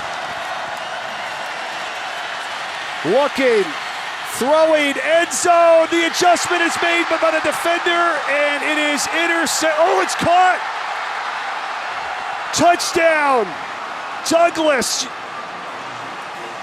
No way. It looked like it was going to be intercepted by Wake Forest, and Douglas somehow comes down with the touchdown. And I thought Mustafa, number 3, had it. Is it Mustafa? Or maybe it's Winfield. One of them had the football, and it looked like Douglas just took it from him because he had the ball up high, and Douglas was able to snatch it out of his hands. Timeout. Liberty, their second. 30 seconds. And once again, Salter extending the play, looking down the field, pointing, telling his receiver what to do. He throws it up. And you see right there, Mustafa had it, but it was knocked out of his hands. Gosh. By number 8, Snead, and Douglas is Johnny on the spot. Watch Mustafa, number 3. He's tracking the ball. He's got it. But you see Snead knock it out of his hands, and then it falls right into the cradle sack for Douglas to squeeze the football, and then he looks down. You're watching the play, and then I see the official put his hands up for touchdown, and you're saying to yourself, what are you talking about? And you just said it, off of Snead's head. And I like this. I like this right here. They're going for two. They want the win here. 1:11 to go. This is what you do. You're not surprised with Hugh Freeze over there. Absolutely not. He wants the win. And he's got a special play that they probably practice every practice that they've not run. Salter. Hands Hunter. Reverse. And now it's C.J. Yarbrough. He needs the end zone for the two. He's not going to get there. Pushed out of bounds. Ja'Cory Johns. Wake Forest holds. They hang on to the lead, 37-36 with 1:11 to go. Play your keys, play your 111th, and that's exactly what happened on that play. I thought Yarbrough should have thrown the ball when he had all of that pressure coming in his face. At least you have an opportunity for a special play to be made, but there was no way he was getting to the end zone. There were too many defenders between him and trying to get the ball over the goal line. And once again, I don't like trying to get to the edge. Wake Forest is too fast, but you see, they go with the trickery. You see Yarbrough right here. Now, right here, you see too many defenders. Throw it up. Try and let somebody try and make a play. They wanted to initially go back to Salter with the pass, but Wake Forest did a good job of covering Salter up, so there was nowhere to go. But if you throw the ball up, you've got receivers coming from the other side of the field, probably coming across the end zone. You've got to give somebody an opportunity to make a play, because there was no play for him to make on that. Yep, you're right. This is unreal. First off, how did Liberty even get the touchdown? Caught by Douglas in one of the craziest plays, at least here for this weekend, and it's unbelievable. And they even got the TD and had a chance to take the lead. Now it's not over yet. 1:11 remaining. And one timeout remains for Liberty, so they're going to go for the onside kick here. Try to get this thing back. What a day for Douglas. 7 catches, 124 yards, and 2 touchdowns. And a great play by the Wake Forest defense on that 2-point conversion. Jason Stricker. Here we go. And who's got it?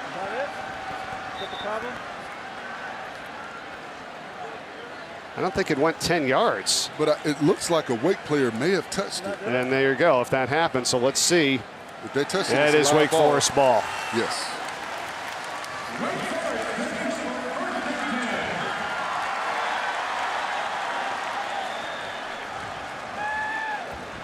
Was that Keyshawn Williams down?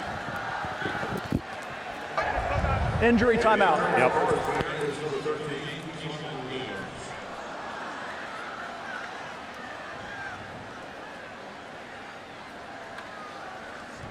Let's hope Williams is okay as they attend to him. Let's recap this fourth quarter, and that's good that he's sitting up. What a crazy game this has been, Forrest.